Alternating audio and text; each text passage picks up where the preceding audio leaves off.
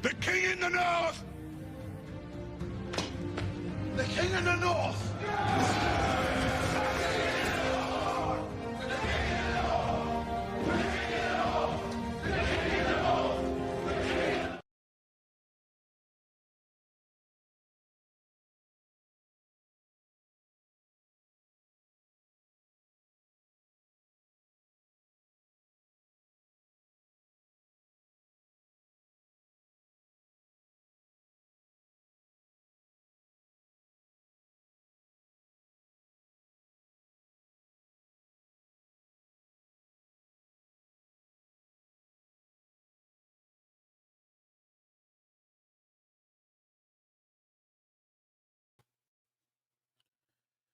Yo, yo, yo, yo.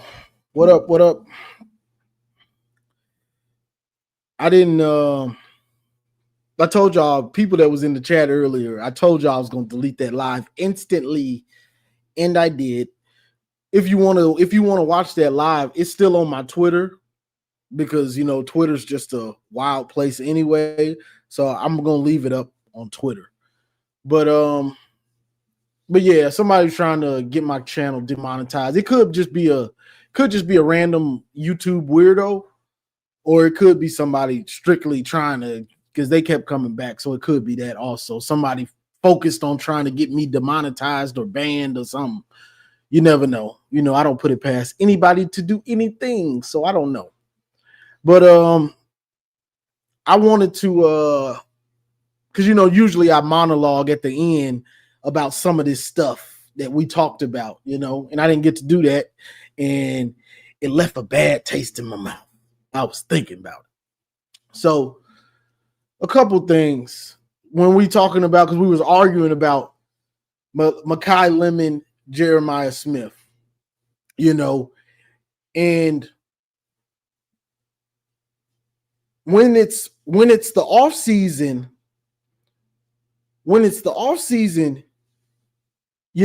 oh, this guy's the best player. Yeah, you can say whoever. Arch is the best quarterback in the offseason. Whoever. Then the season starts. That's when once the season starts, all that offseason talk, it don't mean nothing. Some of us thought Jordan Marshall would be the number one back this year. Didn't happen. It's Justice Haynes. He's looking like one of the best backs in the country. So talking about Jeremiah Smith and Mekhi Lemon is balling right now. And he's got more yards than Jeremiah Smith. Jeremiah Smith had one more touchdown.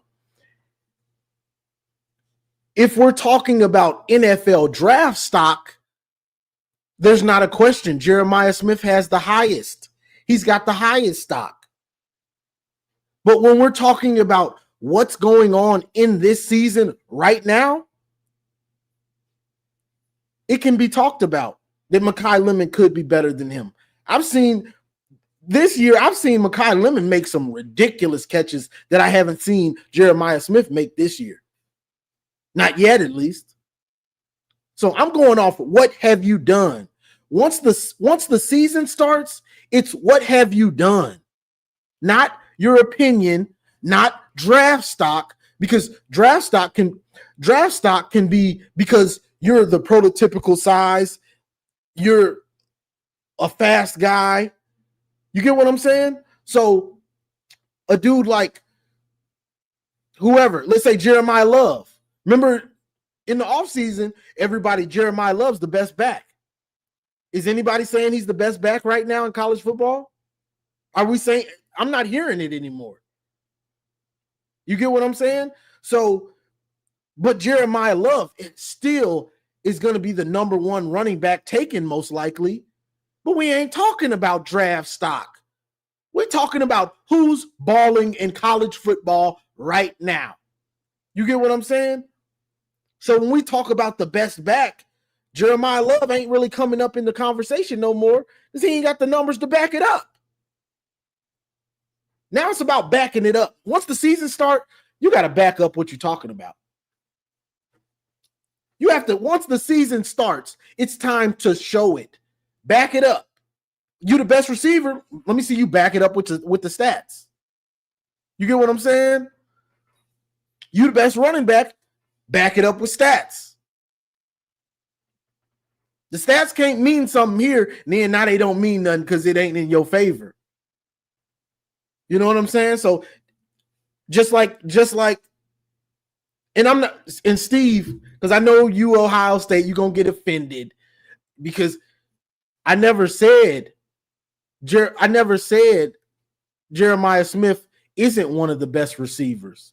I said there's an argument that could be made for Mekhi Lemon to be the best. That's the thing. You know what I'm saying? Nobody's saying he's not great, but once the season starts, you got to back it up. Once the season starts, you got to back it up.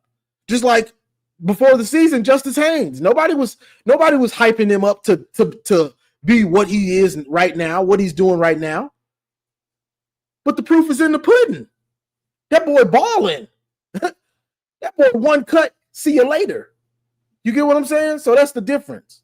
You know, once the season starts, it's about what you're doing on the field.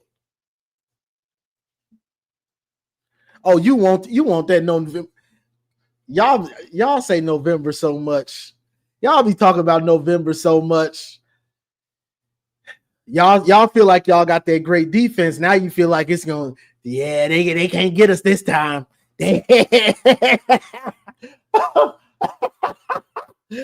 Yeah, we got a legendary defense. They ain't gonna get us this time. That defense y'all had last year was pretty good too. But I get you. It wasn't this defense. Oh, okay. All right.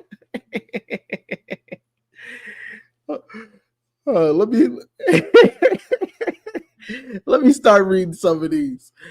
What up, Maniac? The White Michigan, yes, sir. I ain't gonna lie, y'all. I went on a little Michigan clothing binge for like 3 weeks straight. I was on Fanatics. I went to Rally House. I went to lids.com. You know, Lids and Fanatics are really the same people, but sometimes they have different deals on the different sites. So I went to both of those, Fanatics, Lids, Rally House. Clearance. See, I go to the clearance. I ain't trying to pay full price. I ain't trying to pay full price for this stuff, boy. I'm cheap. So I go to clearance. Let me see what's on clearance. Oh, okay, I can get that. The only thing I won't buy that's on clearance is that TCU sweatshirt, that Michigan versus TCU sweatshirt, that Michigan versus TCU t-shirt. It's an Oregon shirt from last year, Michigan versus Oregon. I ain't buying that. And I think it's an Oklahoma Michigan shirt. I'm not buying that. I'm not wearing around no misery now. Hey, I like a deal as much as everybody else, but I ain't finna wear around no misery. I ain't wearing that. But yeah, I went on a binge of just buying all types of Michigan gear, hats, bucket hats, all types of different shirts, Fudolowski.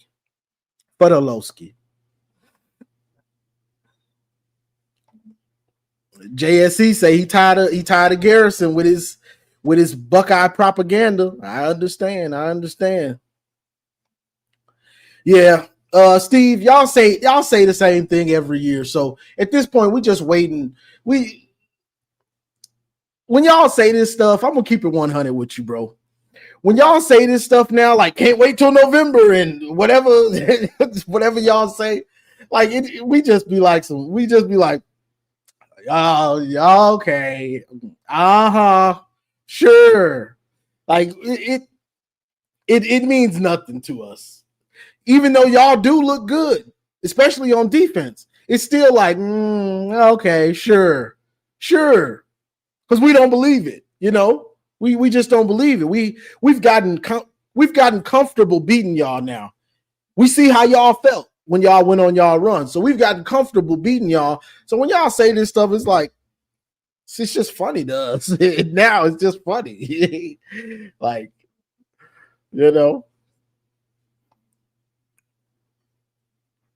I'm not saying that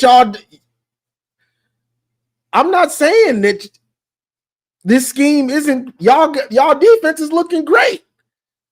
It's just we have to see y'all beat us. We just have to see it. So whatever you say, it's just like, okay, whatever. Yeah, okay. It's just how we feel. We've gotten too comfortable beating y'all,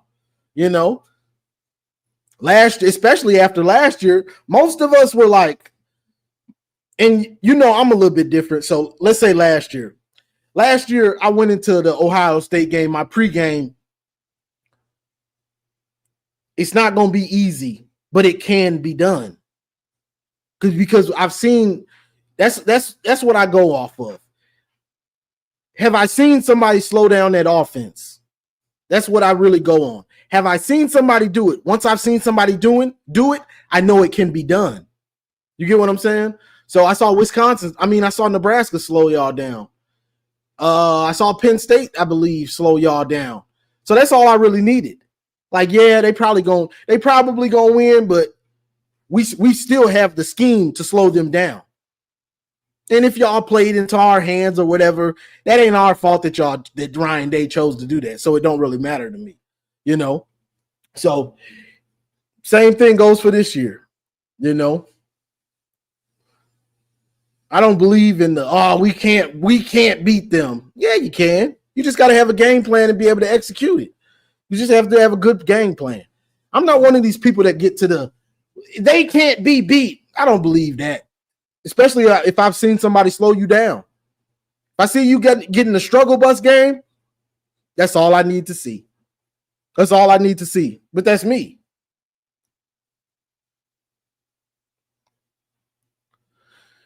Maniac says, when it comes to the rivalry, anything can happen. Records don't mean nothing.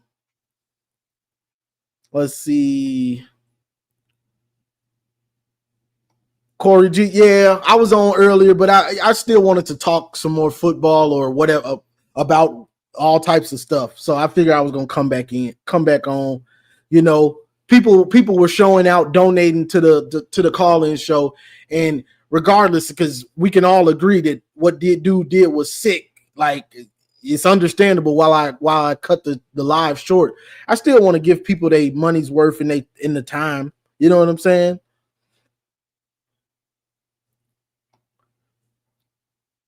This one gonna feel more important than ever because we all know we wins 26 and 27. Yeah, this one is the big one. They all big. Every year I feel like I say we got to keep this going. We got to keep this going. Every year I feel like I say that about Michigan, Ohio State. We got to keep it going because it ain't about the one you won last year. It ain't about the one we won 2 years ago. It ain't about the one we won 3 years ago. It ain't about the one we won 4 years ago. It's a new season. It's about this one coming up. It's about this one in late November. Every year, the bragging rights are on the line. Do you want them or do you not? See, right now, Ohio State, they have to go back to 2019 and talk about the run that they went on and stuff. That's what they have to do. Not because they want to, because that's all they can do when it comes to the rivalry. So every year, I feel like I say it because the next one is the most important one. You know what I'm saying? Because let's say we lose to them in November, we'll be feeling like them. Trying to remember when, man, that was remember when we beat them in 23? Man, that was magical. Remember when Davis Warren led us to the win in 24? Man, that was amazing. I don't want to have to do that. I want to win this one. I want to win the 2025 game. I don't want to have to reminisce about past wins. I don't want to do that. I'm straight on that. So every year it's more important. The most important one is the one that we play this year. You know how long we lived off that 2000. See, I wouldn't even bring them up. I ain't even finna bring them up. Yeah, we won that one. We won one, but you know what I'm saying? I ain't have to bring them up. Like, Lou says, I respect Michigan, but man, y'all trolled this 13-10 into the ground. Meanwhile, OSU been living our best life. You could be right, but you're our rival. The game is the biggest game, the biggest rivalry. So that's our job. We ain't Lou. Hey, Lou, all we doing is our job, reminding you that y'all lost to us 13-10. Yeah, y'all won the championship. Great job. We just won one 2 years ago, too. Great job. But remember when we beat y'all in late November when y'all won the championship?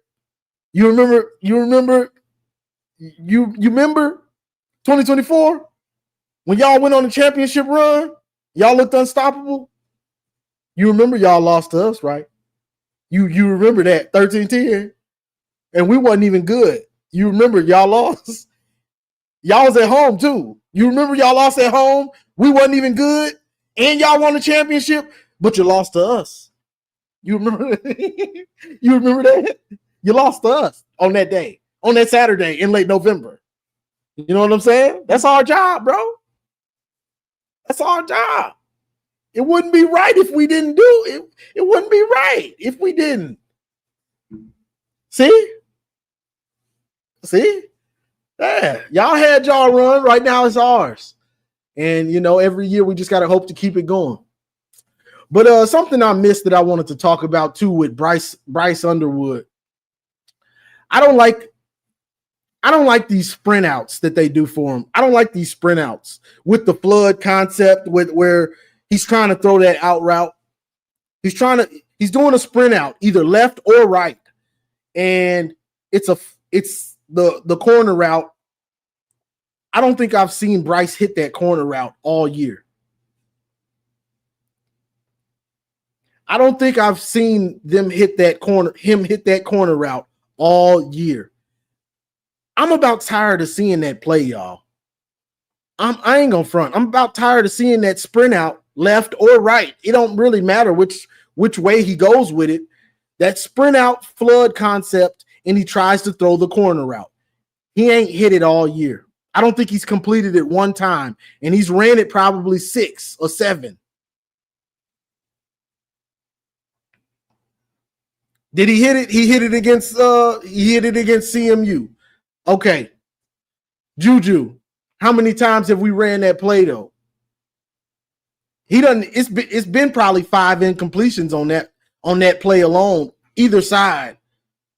It's probably been 5, maybe more, incomplete that play, that sprint out. That's supposed to be an easier throw, but to me, Bryce looks nervous making that throw because if he don't throw it right, that baby going to the house. If he don't throw it right, it's going to the house. You know what I'm saying? So I don't care for that play, regardless of how Bryce is running. I've never liked it. I hate to take away half of the field.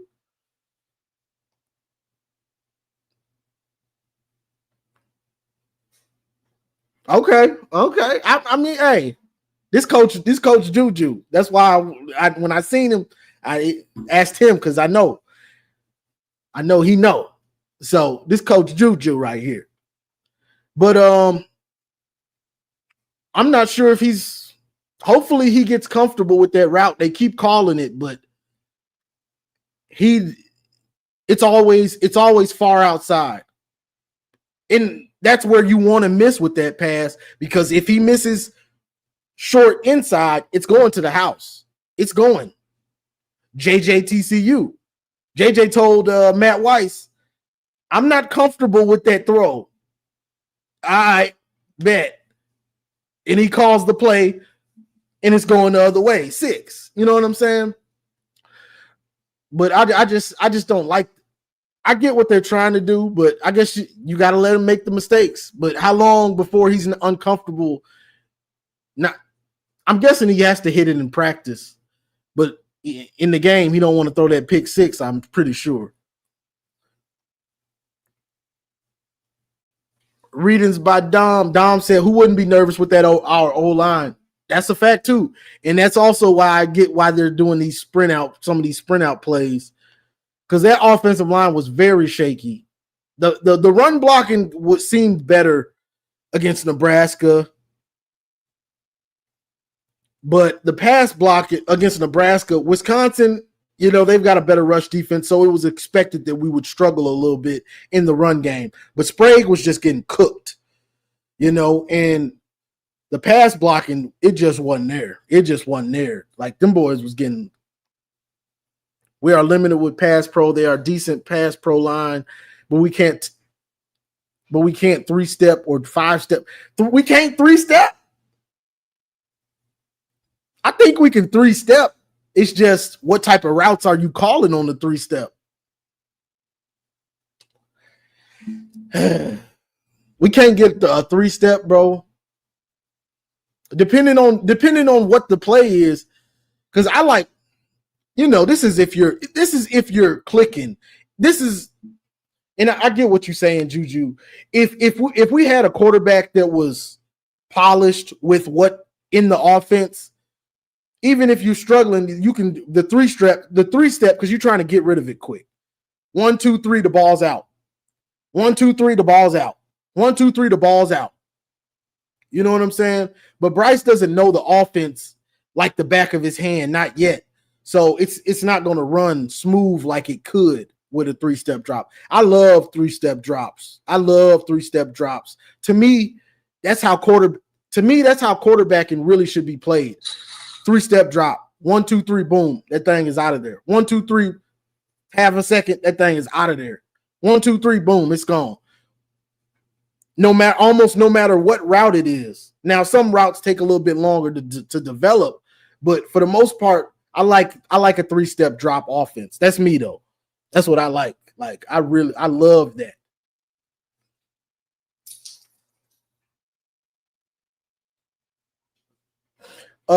Somebody had a comment I wanted to touch on real quick. RPO. I think we need to see more RPOs. I don't like, and I said this before. For Samaje's role, let's get into this Samaje. For Samaje's role, I like his role with the screens, reverses, gadget guy. I like that role for Samaje. I don't like Samaje running in between. I don't like him in the middle of the field running slants. I don't like that for Samaje. He's too little anyway. I want a big receiver that can handle getting hit by that linebacker or that safety that's coming down. I don't like Samaje being there. Not to say that he can't handle it. He's just a little guy. I want a bigger receiver in that slot when you're doing those slants and those RPOs and things like that. That's who I want there. I'd like to see them put Marsh there.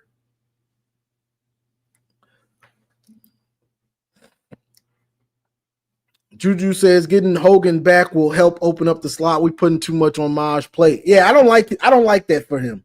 I don't think I've ever seen. I've seen Samaje drop, and he hasn't had a lot of slants, but I've seen him drop enough slants to say I don't want him in there doing the slants. You know what I'm saying? I don't think his hands are that good, for one. And when you're throwing that slant, you letting that slant rip. You ain't taking nothing off of it. You're trying to drive that ball in there on the slant. So I want somebody big that when they cross the defender's face, it's a big body. You can't get to me. I'm too big for you, dog. Now I'm playing basketball on grass. You're boxed out. Slant, boom. You really don't have a chance. If he puts it in the body area, you don't have a chance. You know what I'm saying? Similar to the McCulley catch, the McCulley slant. Once I cross your face, which I mean, his defender blitzed, but you get what I'm saying. Once I cross your face, you don't have a chance. You won't give him those big targets. Samaje is just little. He's a little guy. Not little Samaje Garrison. That's big Samaje to you. I can talk about him. You can't talk about him. I can talk about him. You can't talk about him. It's on my team. He ain't on your team. Appreciate Sherrod becoming a member. What Mays always be saying, he became a member. Sherrod became a member. You should become a member too. Shout out to M3. Juju says 100% need more RPO. Most of the time, BU is making the right read. I really think it's the O-line that's stunning the growth right now. We are an average O-line right now. And that's a fact. And that makes everything else harder. You know what I'm saying? Because now you can't open up the playbook all the way like Chip Lindsey or Sharon Moore or even Bryce Underwood wants, because you have to wonder, can they block this play? Can they block long enough for this play? You know what I'm saying? So everything becomes a thought process on, can these guys execute this play? Can this offensive line block long enough for us to execute the play? You know, you can dial up whatever you play you want to, and it could be wide open. But if you ain't got time to throw it, who cares? Yeah, he was going to throw it. Too bad he's on his back. He got sacked. You get what I'm saying?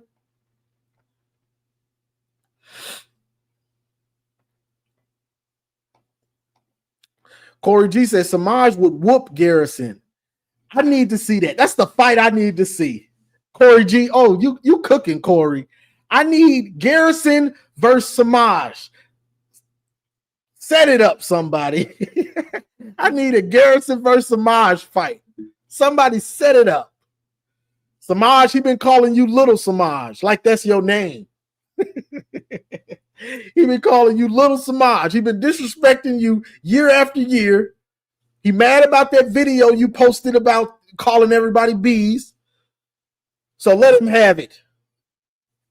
Boy, if Samaj knocked out Garrison, boy, I'd never let that go. I'd never let that go. New Life said Juju speaks truth. For all the complaints, the O-line was worse last year. Campbell had the same issue without a QB. Yeah. The O-line was horrible last year. And that's what I used to always say last year. Like, bro, a lot of this stuff, it don't even matter because he ain't got time. Like, we can't pass block and we barely can run block. Last year was real bad. It was. But they have gotten better. Wisco was Chip Lindsey's game. Took too long to adjust running more 11 personnel. We was running right into the strength of their defense. Once we got outside, they had no answer. Oh, need consistency. Yeah, and you know, that's the thing about, and I was talking about this earlier in the year. I think it was after Oklahoma. It's the personnel. If you're facing a good front seven, you know, doing these congested plays, you know, and not spreading out the defense, it doesn't work out well for you. You're almost telling them what you're going to do. Sometimes you need to, they have a good front seven. Make those linebackers go defend those receivers because they can't just leave them. They have to account for them. They have to move out. Even if they're not in man and they're in zone, you still have to go shade over to that receiver. You can't just sit right where you want to in the box. You have to go account for him, you know? So sometimes you got to spread these teams out. There's what they say, there's more than one way to skin a cat, or however that old saying goes. There's more than one way to skin a cat. You know what I'm saying? So that's part of it.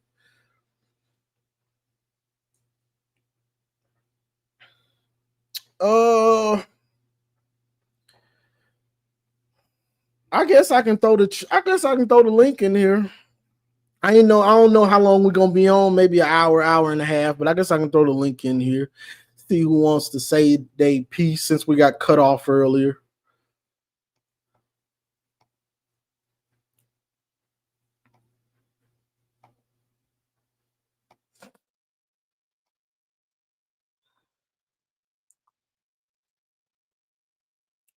Rod Moore, man, did it not feel good to see that?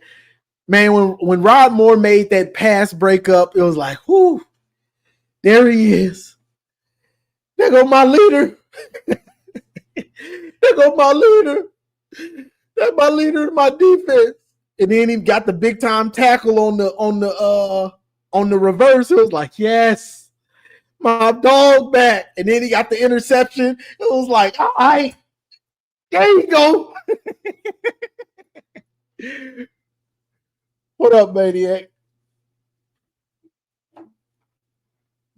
Yo.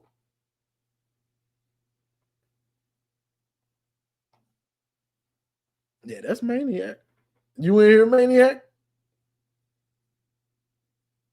I don't know what's happening. But yeah, it was like, yeah. Like that was beautiful because we all know how great Rod Moore plays, somebody you can count on, somebody that's not gonna be out of position, somebody's that's gonna be there for Michigan, like this guy is going to be in the right place. This guy's not gonna make mistakes.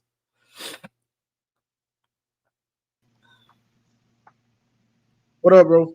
Hey, Johnny, how we doing? All right, what's going on? Not a whole lot.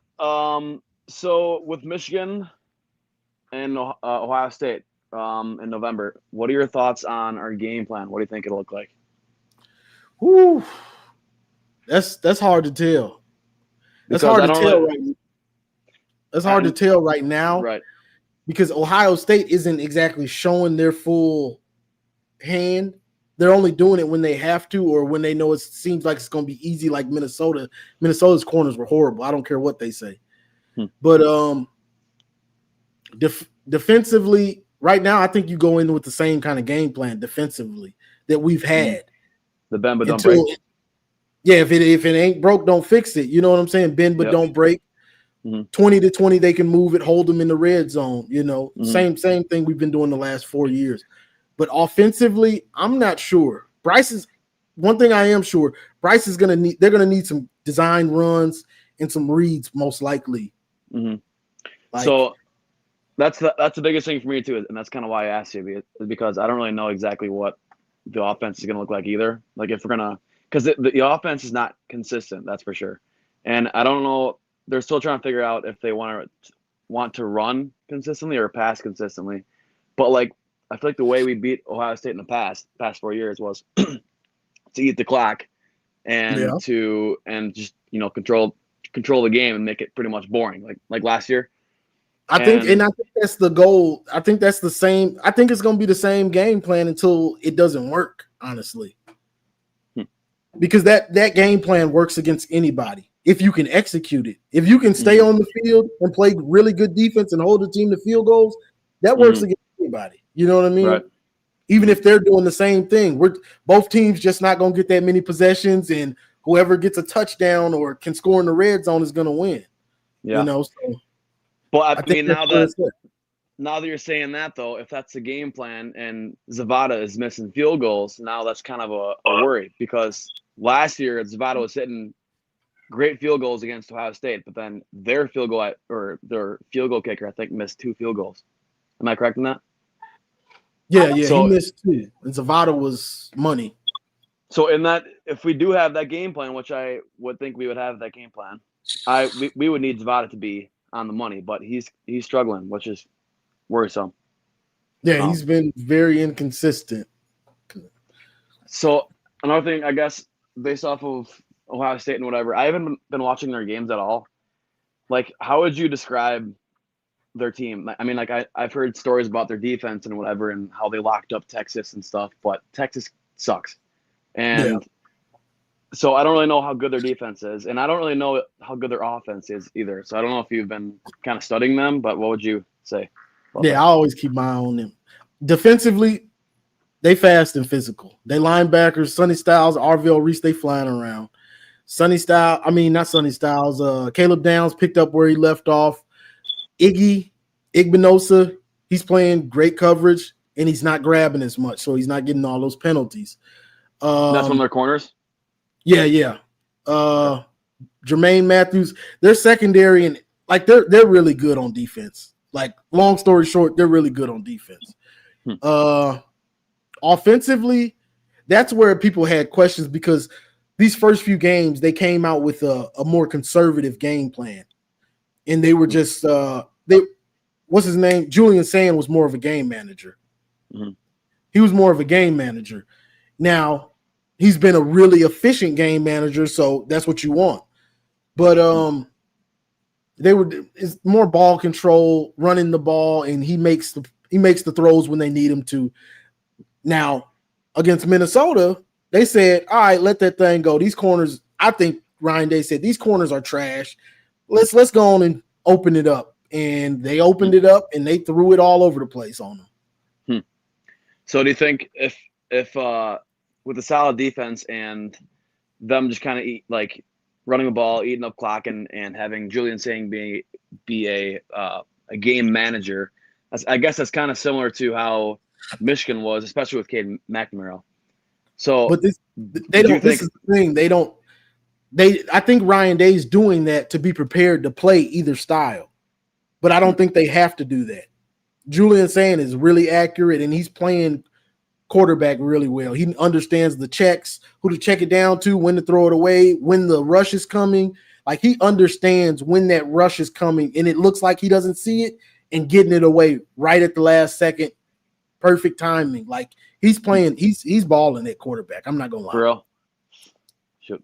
So if it does turn into a situation where they need to pass like consistently, then you would be kind of worried about that too?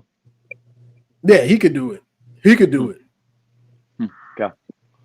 Cool. But the game plan is still the same because as long as you don't let them get long touchdown plays, you're fine. You still got to hold them to 3. So they can move it 20-20 on you.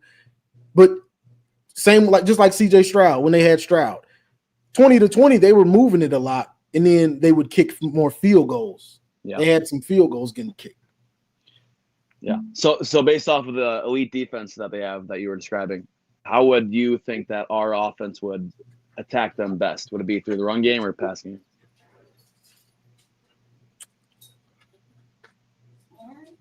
I got to say run game, honestly.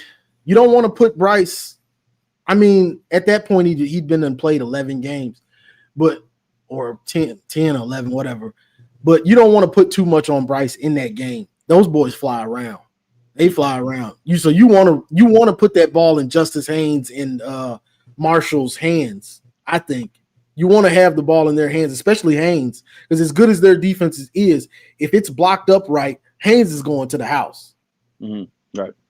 So you still want to keep it in their hands, but you want to. The thing is, you want to have the eye candy, you want to have the motion, you want to have the play action to go with it, because just like this year and last year, teams don't expect us to be able to throw that well. So they're going to be coming with those blitzes and trying to take Bryce's head off. If we get to the quarterback on the way to stopping the run, we stop the run. And if we get the quarterback on the way, that's fine too. So the teams are going to have to be pinning their ears back on us. Yeah. Cool. Well, I just want to ask those questions. So appreciate it, bro. Got you. Appreciate it, bro. Yep. God bless. Yes, sir. Go Blue. Yo, what up? Yeah, what's goody huddy? Yeah. I'm not, a lot of Michigan fans, Ohio, man, forget Ohio State, man. We gotta get better, bro. Like, stop worrying about that game. It's like that shit is in the last Saturday of November. Like, we got issues that we need to correct. Ohio State, not much. So, I get it. I'm not saying no one, but I see like certain Michigan fans obsessed with that. Like, bro, we are a whole month away, bro. Both teams are going to be different once we get to that game. And yeah, the game plan is easy for Michigan. Run the fucking ball. That's it. Run it. That's it when we have to, and hopefully we convert and keep controlling the ball. But one thing Michigan is going to have to do is get better on third down. We're not a good third down team in converting. So, those are the things that has to get better as the season progresses. And that's against any team that we're facing that's good. USC, Washington, even at Maryland, that could be a tricky game. Michigan State, I think that is a wrap. After what I saw yesterday, yeah. But, those are the things that Michigan got to get better at. And hopefully we do, man, because you can't consistently make the same mistakes week in and week out and expect to win games. It's just not going to happen. It's just not going to happen. So, but these are fixable mistakes, but we can't be saying this every week. right? Eventually, it's either we can't fix them and this is who we are, or we fix them and start looking like a top 12 team. So it's going to be interesting how we look moving forward. The USC game is going to be very telling for this team because if we could go to the West Coast and beat a team like USC, not saying they world beaters, but they not a welcome mat neither. This ain't Purdue we're going to play. This is not UCLA. Mind you, UCLA just beat Penn State. So got to give them PTSD from last season. USC ain't ready to play Big Ten ball yet. They not there yet. Don't Give seem Hayes like the it. ball. Give Hayes Don't the seem ball. like it. Not a Man. team that can play good defense. Just No. like who was that they beat? Michigan State. Michigan State. That's why I'm not too worried about Michigan State because when they dominated us, it was based off of defense. It wasn't their offense was so great. It was that the defense was, man, we can't barely do anything against these dudes year after year most of the time. So they got away. They beat MSU. Me saying that is because they beat MSU, but MSU doesn't really play defense anymore. No. It's not their forte like it used to be. No. You know? Matt. Yeah. Pat Narduzzi and their coach, man, they had that team. They was the epitome of a blue collar team, man. Michigan State in them years. You know, they stopped Urban Meyer for perhaps, you know, playing for a natty or two, and they were just fucking. They bullied us. They was bullying us, bro. Oh my goodness, that shit was they. Not only they'll whoop our ass, but they'll physically whoop our ass. It used to be embarrassing. Physical beatings, bro. Sacks. Bro, can't run the ball. They were bad, bro. They were bad. Those Michigan State beatings we used to get during that 7-year stretch, or it was like a 7-year stretch that Michigan State had. That they were really good, man. But you know, I'm glad we don't see that anymore. Yeah, Michigan State. The good thing is USC, Washington, Michigan State, Purdue, Northwestern, Maryland. None of them have a good defense. Like, even with our offense in struggle mode, we can move the ball and score points against these teams, right? But we can also lose to some of them as well. It's just not a slam dunk neither. Yeah. Right? Because most of our problems are us not doing something. Mistakes, penalties, not going through the reads, a running back not seeing the hole that's right there. You know, guys dropping passes. Yeah. And you know what's also that was very good to see that what McCulley did yesterday, right? Like, I think this is something he could do every week. He has that ability. We just got to get it to him. And he can make the difficult catch. So why not? And then, you know, Andrew Marsh, man, he might have became wide receiver number 2. And if we could get him comfortable and, you know, he could be consistent because he was catching the ball, leave Samaj for the gadgets, throw him the quick screens, throw him some jet sweeps, bro. Jet sweeps. Look at our natty season. Samaj had 2 or 3 touchdowns off of jet sweeps alone. Why not? Because that's the best thing he's at. Even though we ran like a reverse yesterday, and he got caught in the backfield like a 4-yard loss, but he got up out of that and ended up getting like 6-7 yards. So, you know, I know Samaj get a lot of hate, but he a strong little dude, you know, and he's slippery. He just got to be consistent. We know he's not elite. He's not no number 1 receiver, but Samaj could contribute to this team in different ways. I think if what we saw yesterday from Marsh and McCulley, that's what we should be doing moving forward. Get Klein involved. We know Hogan Hansen should be coming back. I don't know when. Get him and get the tight ends involved. And trust me, we'll have a passing game good enough to compete with anybody along with that running game. Shit. What do you think about this, Maniac? What do you think about if they were to? I don't think they should be done with Shannon Goodwin. What do you think about Marsh or a McCulley, Marsh, and Goodwin if he can catch the ball. You know what I'm saying? It seemed like yesterday they were like, all right, you ain't getting no passes this game.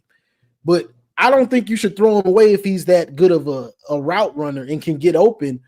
What do you think? Yeah, man. You know, it's tough because I know you mentioned it before. Like the reason he's getting the ball is because what? He's getting open. You know, like he's probably Michigan's best route runner on the team. But I don't know what happened during practice during the bye. And they might say, yo, listen, we're gonna have a practice this week between you and Marsh. Whoever has the best practice this week is starting against Wisconsin. But no, I would not.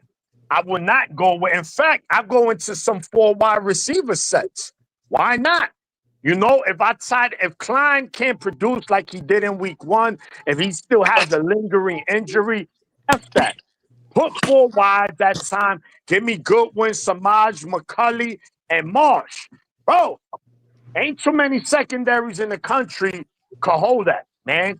Long as you're making the good reads, and Bryce is good enough that he can make plays with his leg and extend the play and make it happen. We seen it yesterday with the Samaj catch that he almost dropped, then he fumbled, and then we saw it with the Kendrick Bell drop, which he should have kept the ball. I believe you mentioned that as well. So, like, those things play a factor, but ultimately, man, it's just execution. You know, and if we could just execute better week by week, we'll be fine. But I still want to see Channing Goodwin, man. I think he's good. He's just having, mayonnaise hands right now. We need the glue trap hands. And and Marsh yesterday, that was his audition, Johnny. He got the job, bro. He won that audition. Facts. He looked the part. Four targets, 4 catches. So I loved what I saw out of him, and we all knew he could do that. We all knew it was in him to do that, the potential, and he showed it. So it's great when that was basically an audition, and it was great that he stepped up to the plate because we need him. We need him bad. Yeah, Dom, how you doing? Who's this? Bruce McGraw. How's it going? Good. You all right? We're good, my brother. So what's on your mind, Chant? What you want to talk about today? I don't know where to start. Honestly, I mean, I do exactly. Well, there are times where I don't agree with Wink's doing. I know he's trying to get some of the younger players on defense a little bit more experience by throwing them like in the games, which may help just a little bit like going forward. But I think they should use the same strategy with like the wide receivers. As you said, I'd probably go down the list. Browder seems to have like really good hands, like, and that size. But I mean, these issues with like not catching the ball, I mean, they're like killing us. So even Klatt said maybe it's the way. I think Johnny brought this up. Maybe it's the way Underwood is throwing the ball. Maybe he's putting too much on it and not having the touch that he needs for them to catch the ball. But I mean, it's difficult because the ball is like hitting your hands. If it's hitting your hands, you need to be catching the ball. Simple as that. You look at OSU receivers, for some reason they can catch the ball. But it's like, I know I try not to look ahead, but when you watch OSU right now, they look like a well-oiled machine. I think the issue for us is just scoring like in that red zone. Because I think they have like the top-rated defense against teams like in that red zone area. And their defense almost looks like the defense we had when Minter was here. Very true. And like, and when I'm looking at the bottom of Dom's, it's like he's right. We need to bring back Herbert because these players are dropping like flies. Like I don't get it. They look completely different under I don't know who the coach is, but it's just no. I don't know what's going on, honestly.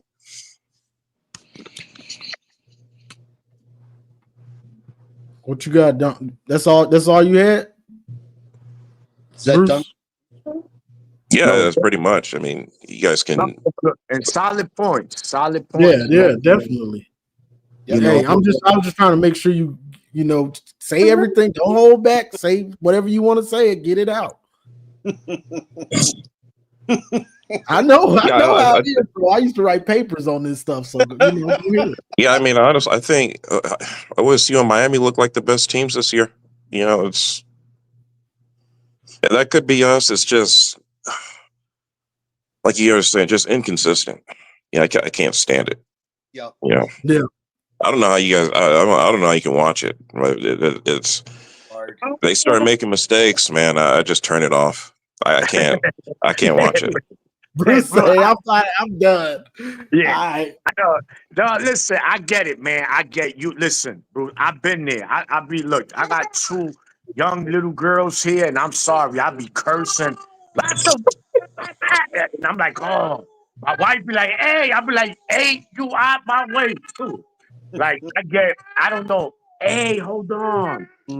I don't know, I take it personally. I shouldn't. It's just a damn game, but I love Michigan football, man, so much that watching them play, and it's because I know we're a good team, right? Now if we were Northwestern, if we was UCLA, you just take for what you just take it as is. Like, okay, we're just bad, but we're not a bad team. Like this team can make the playoffs without a doubt. Winning the national championship, no, we're not a national championship kind of team. But making the playoffs and winning the game, that's very possible. But if them consistencies ain't, if we making the same mistakes and the O line is not consistent, we won't make the playoffs, and that's a fact. Well, Bruce brought up some great points, and Maniac. I mean, just the past couple shows and some of your own stuff you're doing on your channel, you've really been putting out some good, concise content. But there's a lot of information in there, man. I just wanted to give you my compliments on that. You've been doing a great job. What Bruce was saying about, it's strength and conditioning coach. I say this stuff over and over and over and over. And look, guys, we're just fans.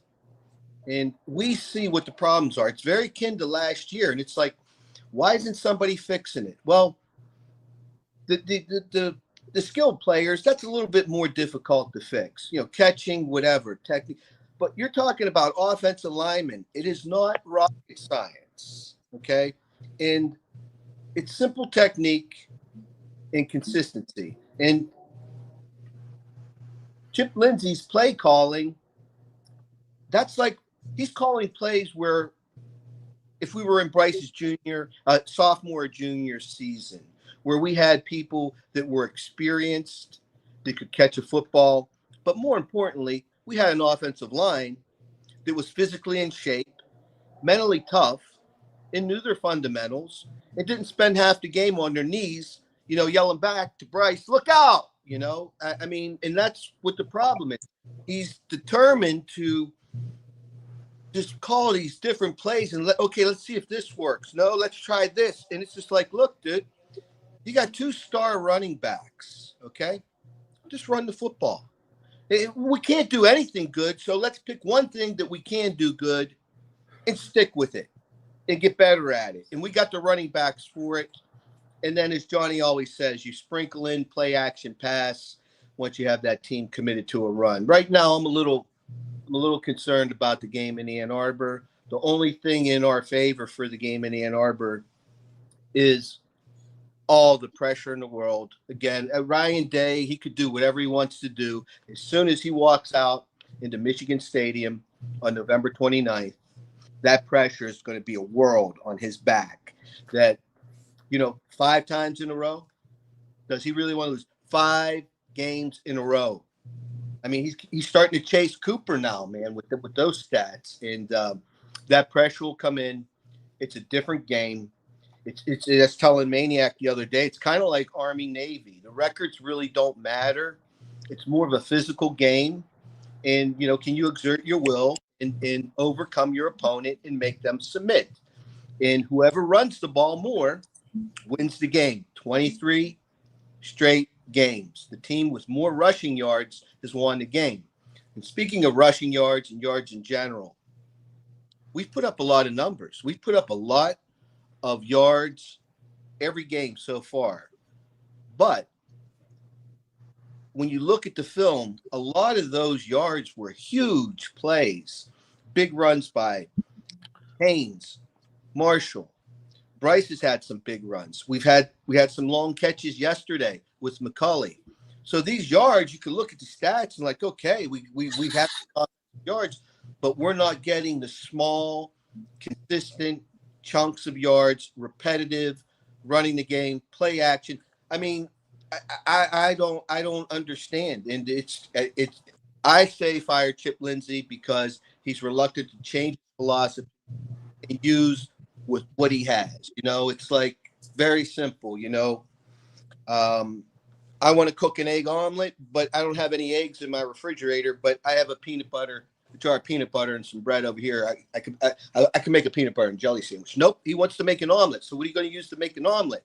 It's like, I don't get it, man. I just don't get it. I could see if our receivers weren't dropping and if our offensive line was a little better. But Sprague spent so much time on his knees on Saturday, he better go get himself a new set of knee pads. Very, very frustrating to watch because there's a lot of potential there. Well, I had a question for you, Dom.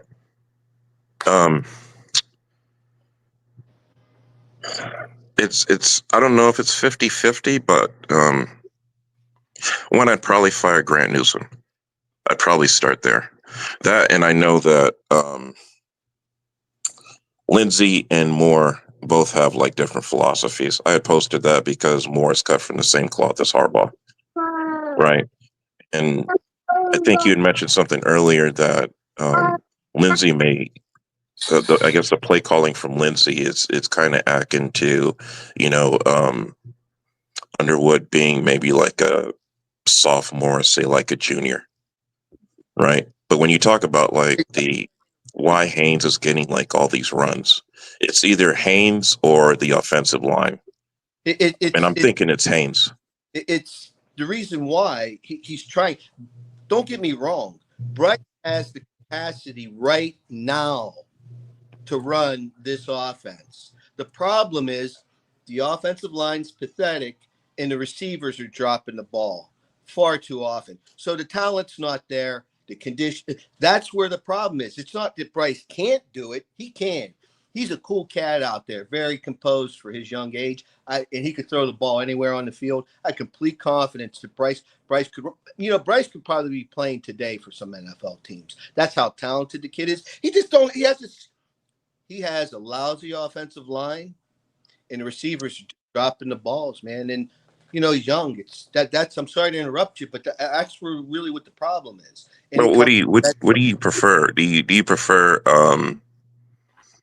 Harbaugh's style of winning, or there's only I guess Harbaugh's style of winning, and Harbaugh's style of winning came from Lloyd Carr's style of winning, who came from Bo Schembechler's style of winning, who Harbaugh played for. Yeah, that's what I prefer. Because then I'm going to ask you, do you think Moore is the right person for the job? Yeah, absolutely, he's the right person for the job. But when people think of Lloyd Carr's offense or even Harbaugh's offense, they think 3 yards in the cloud of dust. Go back and watch one of the Ohio State-Michigan games from the past handful of years. There's a lot of different plays. There are a lot of trick plays, flea flicker type plays, halfback pass plays. There's different things in there. The difference is Jimmy had the strategy to set up to that play. Run, sucker him into the box. Now he's hitting a halfback pass to the tight end for like 40 yards. Chip Lindsey doesn't have that capacity to plan that. He may design good plays, but the strategy of calling them when and how, he's not very good at it. Otherwise, he'd be a head coach. That's my opinion. Okay. So I guess we both agree that Underwood would thrive under if Harbaugh was still the coach, probably more so. You know what? If Harbaugh was still the coach, Ben Herbert would be there, and if Ben Herbert was still there, we'd have men playing the offensive line, not whatever it is that's been taking the field. I can't believe they let it digress this far with Moore being an offensive line coach. How does he let it look as bad as it's looked the past 2 years now, Johnny? I mean, last year, here now, okay? Didn't you do anything in fall camp? What about the bye week? That's why I'm so crazy over this, because Moore's an offensive line coach, for Christ's sakes. I don't get it. I just don't get it. My big problem was that with that is also if you're not sure about the offensive line, transfer portal is there for a reason. The transfer portal is there for teams with talent to fill your holes. What are your holes on the team? Receiver, we needed a proven receiver. Didn't get one. A really proven receiver. Didn't get one. Offensive line. Did we need a left tackle? Did we need a left guard, a right guard? Pick up two. A backup and a spare. Right? What you got, Juju? I guess I can comment on what he said about the Harbaugh. If Harbaugh was here, we wouldn't have Bryce. That's simple. We would not have Bryce if Harbaugh was there. He burnt that bridge a while ago. We had to repair that relationship. Sharon had to repair that relationship back with Bryce, so we wouldn't even have him. So he would not thrive under Jim Harbaugh. We held JJ back in that offense. We were more efficient. The team was better coached. I mean, that's the aspect that we're missing. We're not doing the little things in these games, and that comes with youth at the head coaching position. I do agree that the hire of Grant Newsom was premature. I do agree with that. But I said it, on shows yesterday. I'll say it again. This, in a short summary, this is really, to sum it up, Sharon Moore is not a good enough head coach yet, right now, to make up for the 22 and 23 recruiting classes that Jim Harbaugh is putting on the field right now. He's not good enough. You need an elite coaching staff to be able to manage this type of talent. We don't have that right now. So, I mean, that's why you're seeing inconsistency. Sharon Moore's classes start next year. Next year is when we have his kids in. This is when it will start. This is when the talent in the offensive line, they're just young. This is when the talent in the receiver room, they're just young. This is why Sharon Moore won't get fired. Because these are not his kids. It's pretty simple. As far as Chip Lindsey, he's trying to marry two offenses. His offense, which is more power spread, 11 personnel, more zone, more stretch, spread you out, and what Sharon Moore wants. So it's going to take him time to be able to do that. The talent that we have, the thing that he is doing that I give him credit for is he is calling plays based on what we can do, our offense can do. I've seen in previous years, he's opened it up when he has the personnel. We don't have it yet. So, like when people say we need to do this, we need to do that, well, he's operating with what he can operate with. If we do 5-step drops, just straight drop back, we'll get killed. Bryce will get killed every week. Every single week he will get killed. But you've seen in the Wisconsin game, when you mix in 11, you mix in 12, but you still run the ball on 11 personnel, Wisconsin couldn't handle it because their strength is in the middle of the defense. What I was frustrated with is Juju, real quick before you keep going. Yeah, go ahead. Tell everybody, because some people don't know football term. Tell everybody what 11 personnel is. 11 personnel is one quarterback, one back. You got 4 split. Basically, I mean, don't say it like it's simple. Some people don't know, bro. Explain it to them. No, I got you. One tight end, one running back. Right. You got 4. Yeah, you could say that's even better way of putting it. Sorry, sometimes I'd be forgetting that people, don't know the term, but yeah. So one tight end, one running back. It's split, and he loves the tight end in the slot. That's where he wants the tight end, and that's why having Hogan back is so important. It is immensely important because it opens up the pass game even more. So that'll take off of Samaj, because Samaj Morgan is a good wide receiver 4. He cannot be 2. He cannot be 3. He's 4. You can't ask him to do anything more. He's good for the swing pass. He's good for the intermediate. He's the gadget guy. That's it. And he has improved his speed. He's got to pick up on the drops. But what I did love is Chip Lindsey made it a point. He made it a point saying, you fumbled, you were struggling on punt return, but I'm going to get you the ball because I trust in you. Yeah. That's what he's instilling in his players, and I like that. No matter if it's Maj, if it's Channing Goodwin, it doesn't matter to me. I like that. What I had a problem with in the Wisconsin game is I don't know what it is yet. I will figure it out because I'll ask some people around that are close to the program. I don't know if Chip Lindsey is trying to like please more, with marrying this. But when he was running his stuff that Sharon Moore doesn't normally run, spreading it out, Wisconsin had no answer. It was so obvious. Us as fans can see that Wisconsin cannot hang on the edge.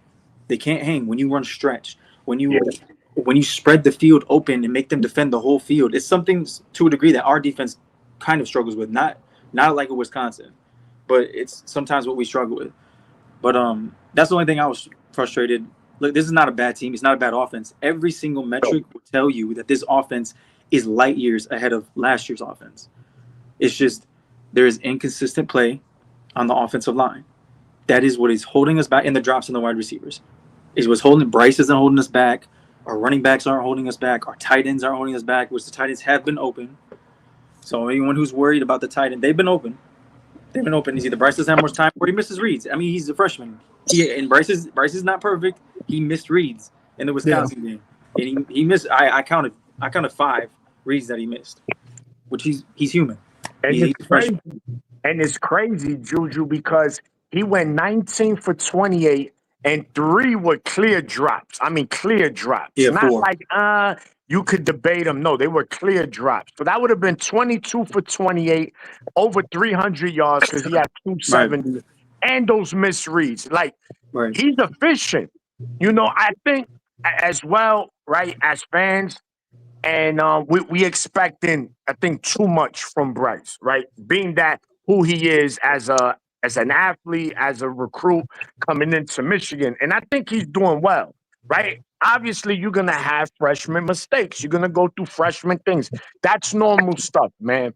And it's not like he has the luxury of having like 3 5-star wide receivers out there that he could just throw to. He doesn't have that. So, he's still got talented receivers. And I think, like I said, man, remember when we came off the second bye last year and we played Northwestern? And yes, it was Northwestern, but we put 50 on them. And you said, damn, this offense finally looked like something. It was Sharon Moore, by the way. Yeah, so he pulled Kirk Campbell's card in that week. Yeah, that is good because if he also has to understand, I think sorry to cut you off, but if anyone knows, there was a reason why he did that because there was a certain person in attendance that game. Yeah. So, but what was good too about Bryce yesterday having his career high passing and seeing McCulley. We had, I think, like 2 5-star receivers on campus yesterday. I know we had some elite guys. Yeah, we had a couple. And then for the 28 class, we had Burrow. He's, which this is all Michigan talent, by the way. It's a 5-star receiver. He made the attendance. Garand, he made the attendance. He's hot on our trail. I think we're going to land him in the next cycle. I think he's the can't miss next cycle. He's a wide receiver out of Harper. It's in our backyard. So, I mean, he's a 5-star. So, and more importantly, he plays like it. I think we'll land. As of right now, it looks really good, but it is. OSU is hot on him right now too. So, yeah. There's a couple of them though. Quarterback, wide receiver. The Michigan talent in high school is rising. Like these next few classes, there's like multiple 5-stars. Who's the kid from Cass Tech, the quarterback? Oh, Donald. You talking about that kid? I know he's Oh, you talking? Yeah. I know you're talking about. Yeah, he's a 5-star. He's in 28 class. 28. All right. So Trey Donald. I think it's Trey Donald. I'm pretty sure. Yeah, but the talent is rising. I mean, you're 100% right. But again, defense I have no issue. What I do have an issue with is us subbing in a whole unit of freshmen. Yeah, I understand. That was wild. I understand why you're doing it, but in a 24-7 game, I don't like it. If it's 38-7, cool. If you want to sub a few freshmen in, cool. But you sub the whole unit, all of them. There were 4 freshmen on the field at the same time. Yeah, that was crazy. That was wild. And we gave up. That was He wild. stayed one. Yeah, that was wild. That was wild. I understand why they're doing it. They want to show the recruits that hey, we're gonna play our young guys. They want to develop it because we're gonna need them. I understand why you're doing it, but if you're gonna throw all those freshmen in, put a Rod Moore back there, help them out. Yeah. Like us as fans, I'm nitpicking because I don't want to give up points, but I know they don't give a fuck. The game was over. They don't care. Yeah. So Yeah, I'm the same way. I think our defense should be a lot better. Which, But by the way, it could be worse. I mean, you could be a Penn State fan. Yeah. That's could be Penn why State. You could be Texas right now. There's a lot this of whole teams. transit property shit, I think, is over in college football. You can't. These whole matchups, they matter, but you can't say, "Oh, we beat this team like this and this like this." If you look what's happening around college football, every week is a game on its own. Yep. It is more like that now than ever. This whole transitive property saying that, oh, we can take this matchup. It might be right to a degree, but you've seen Penn State go down, Texas go down. Like these teams can get beat on any given weekend because the talent is so spread out across the country. Yeah, parity, man. NIL. I was just telling you about that exactly. this morning, Maniac. I would rather I'd rather struggle and win by 2 scores than struggle and win by 3 or struggle and lose. Yeah. Or look pretty. Or look, oh my God, our offense looks so good and crispy and then lose. What's the point? No, I mean, see the fact. I know it's Wisconsin. Ugly.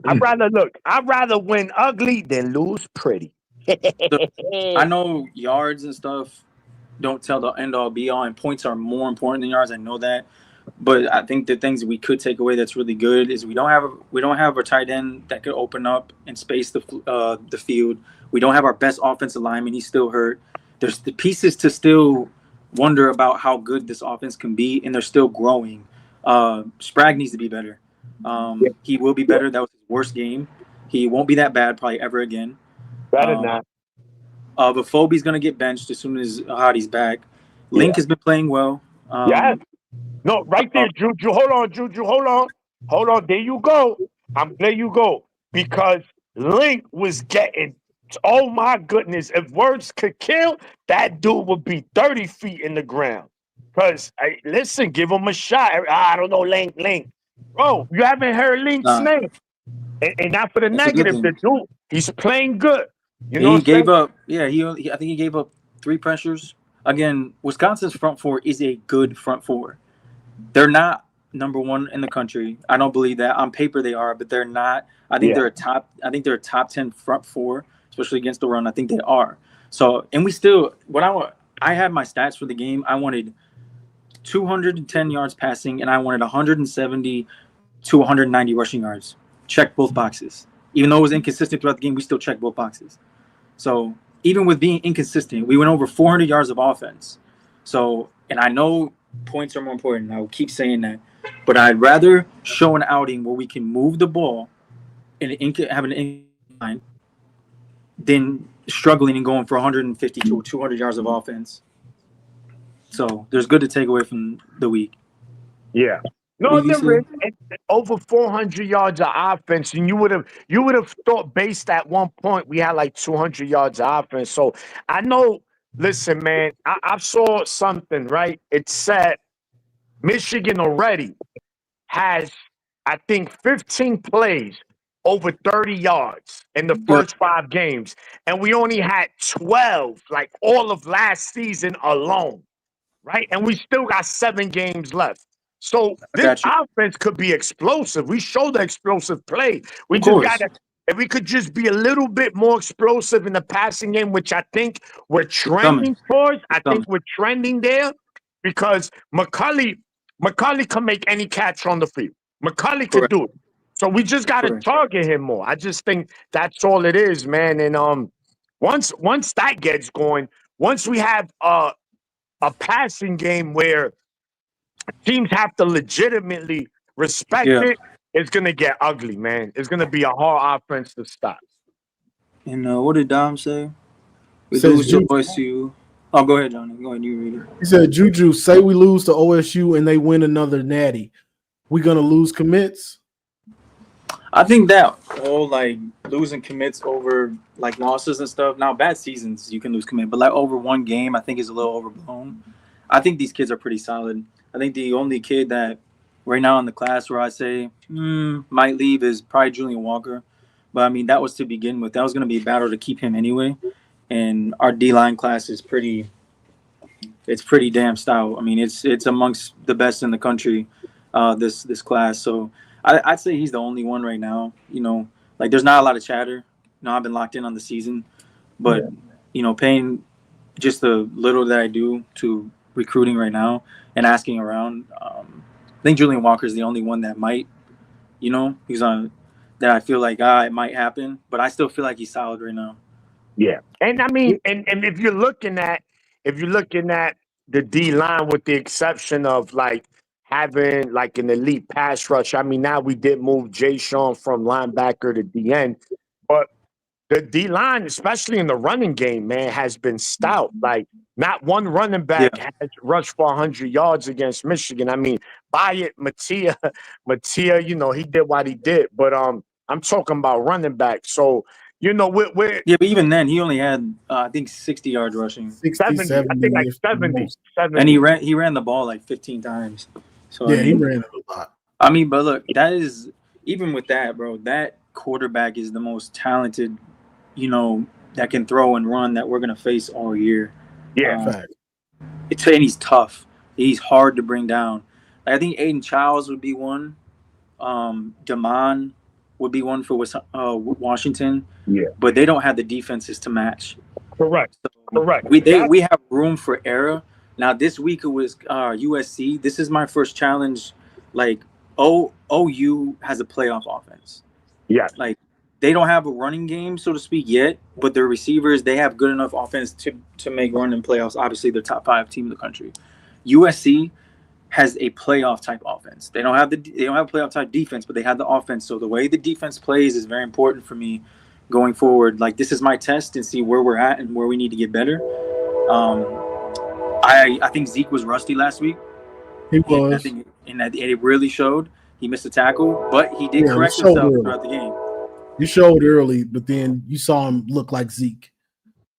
Right. I got a question for you real quick, Juju, because I asked Maniac, what do you think about McCulley, Marsh, and putting Shannon Goodwin in there?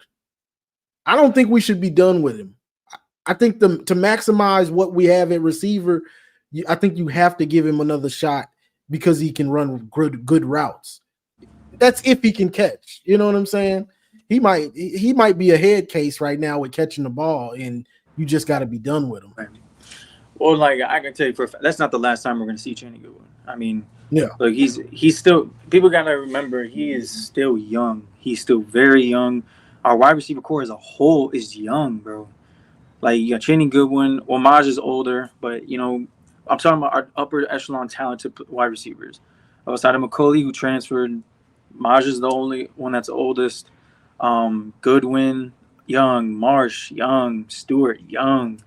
Like, you got to give him some time, and he's our best blocker. There's a reason why he got so many targets is because he was open. Like, he's not a bum. He has the size, he has the speed, and he gets the separation. He just needs to catch the ball, which is obviously the most important part. He's not catching the ball, so Marsh got his burn, and he showed out.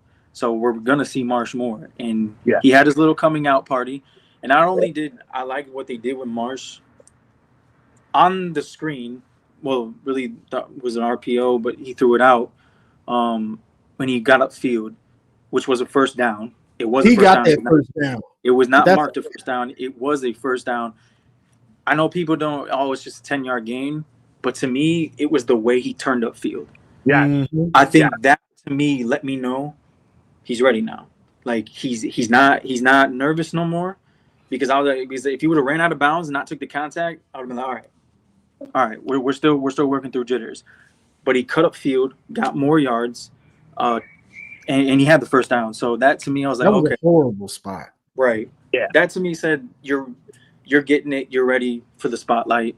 And then he had that beautiful catch, a 50-50 ball. Then he had another one on the 3-level read, where Bryce threw an absolute fucking pass. Oh my goodness. Dime to him. Just absolute dime to him on the run. And he caught it. So that's the most important part. He caught it. So I think he's going to be featured more. I think he's actually going to start probably going forward. I think we're good. I think we're good. There's just inconsistency at the offensive line, and we need to get healthy, bro. We need to get healthy.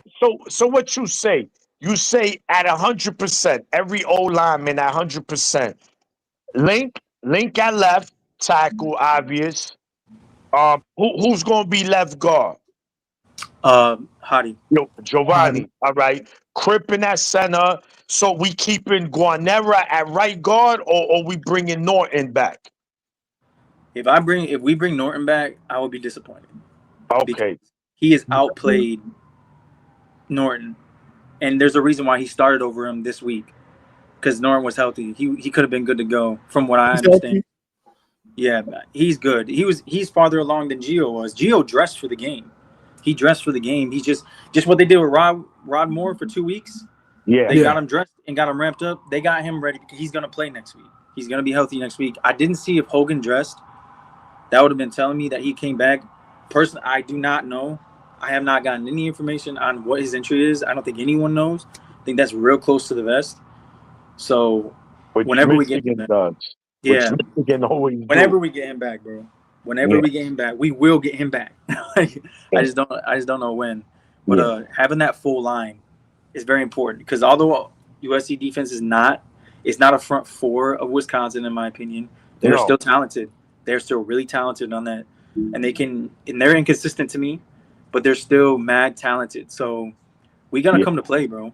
We have to come to play. Yeah, absolutely. And I'm glad you bring that up, right, Juju, because I've always had this when me and Maze is on Johnny's show, or like Michigan fans think, oh, USC, who, bro, it don't work like that, bro. You just don't win games on paper. You have to go and play. You don't think USC is just going to say, oh, well, this is Michigan. They got a good running game. We're just going to, no. They playing for a lot. They playing for a lot right now. And they coming off a bye. So they had 2 weeks to prepare. Now, obviously, again, like you said, I think even with our O-line, with the inconsistencies, I think we're going to have success. But we're going to have to play better in order to sustain that, right? Because we want to keep USC. We want to keep USC on the bench, man. Their offense is so good. Like you said, they have a playoff-esque kind of offense. And they'll give anybody fits, man. And, bro, we're going to need our secondary, for one, to technique-wise, turn around, please. That's one. And like, I could see 2 to 3 pass interferences and tackle in space, bro. You gotta tackle in space. If we don't tackle in space against USC, bro, we're gonna be in trouble. Well, because Lincoln Riley, he's one of the best play callers, and he's gonna get the ball out early. He's gonna throw a lot of screens. He's gonna throw a lot of quick 3-4 yard passes, slants, and a lot of vertical. He's gonna go vertical, man. This team attacks you on every part of the field. And they use their tight ends a lot on the RPO, that is what scares me. Is a very good wide receiver. They have a good core as it is. They have a good running back as well. Their offensive line, they can still run the ball. It's inconsistent, in my opinion, especially when you see it against Illinois. It was a bit inconsistent. But like I said, that Illinois game, let me know. We can and will have success on offense. Yeah. If you execute, we're going to have success, because they run a lot of the same shit we do. But I'm glad that you brought that up. They have success on all levels. You know what guy is great to have back? Rod Moore. Exactly. Yeah. And Rod Moore looks in full form. He looks fast. Yes. He does look fast. Look at that. When they ran that reverse. Juju, that reverse, he made up ground, bro, only for 5. That should have went for 8, 9, 10 yards. Bro, he does not, first of all, he made an offensive line miss, and he about broke his ankle. When he cut in. Not only that, if he doesn't make that tackle, they're scoring. He's off to the races. Because they have a block on our corner. He's going. Yeah. So, he's popping off the screen. Right. Yeah, His interception. Rod That Moore wasn't is even his popping off play. the screen now. Correct. you could Like see his him. interception, that was probably a PI. That wasn't even his play. His best play to me was that Yeah, tight end screen. tight end. Yes. That Yes. tight end screen, him No, sniffing that shit out. I was like, he's back. He is bro. back. He is 100% back. That So, was the play I was gonna say. Because if he's aggressive, bro, they catch that ball, that dude is walking into the end zone. well, not only that, like, bro, if you was watching, because when Rod Moore was on the field, there were certain plays where I was just watching him. I wasn't even watching the play. I was just watching Rod Moore. And when there was a certain play when Jordan Young was in the game, this is how important Rod Moore is. Jordan Young was looking at the line of scrimmage. He was looking at his matchup, and you could tell he was confused. He looked back right at Rod Moore, and Rod Moore directed him, put him in his place where he needed to be. That is so important because he can do that with Zeke, with Jair. He can do that with anybody in the secondary. That's why I said when you have your quarterback back there, I'm not worried about people being in the right place ever We've again. been missing that for this year and last year until now. Yeah, if they can just improve on the double moves. I know. Yeah. And thank you. And that was gonna be one of the things that I get worried. Hill, bro, and yesterday Zeke got beat on the double he got move beat. yesterday. He got But beat. that Saturday, these guys need discipline, bro, because USC is gonna run a lot of double moves, bro. I'm telling you, bro. Yeah, I If these agree. dudes are biting, it could be a long day, man. They better work on that, man, because those double moves, Zeke and Hill, especially Hill, he gets beat by them a lot, bro. Well, I think the most important, me personally, for this USC game, the most important position is going to be linebacker.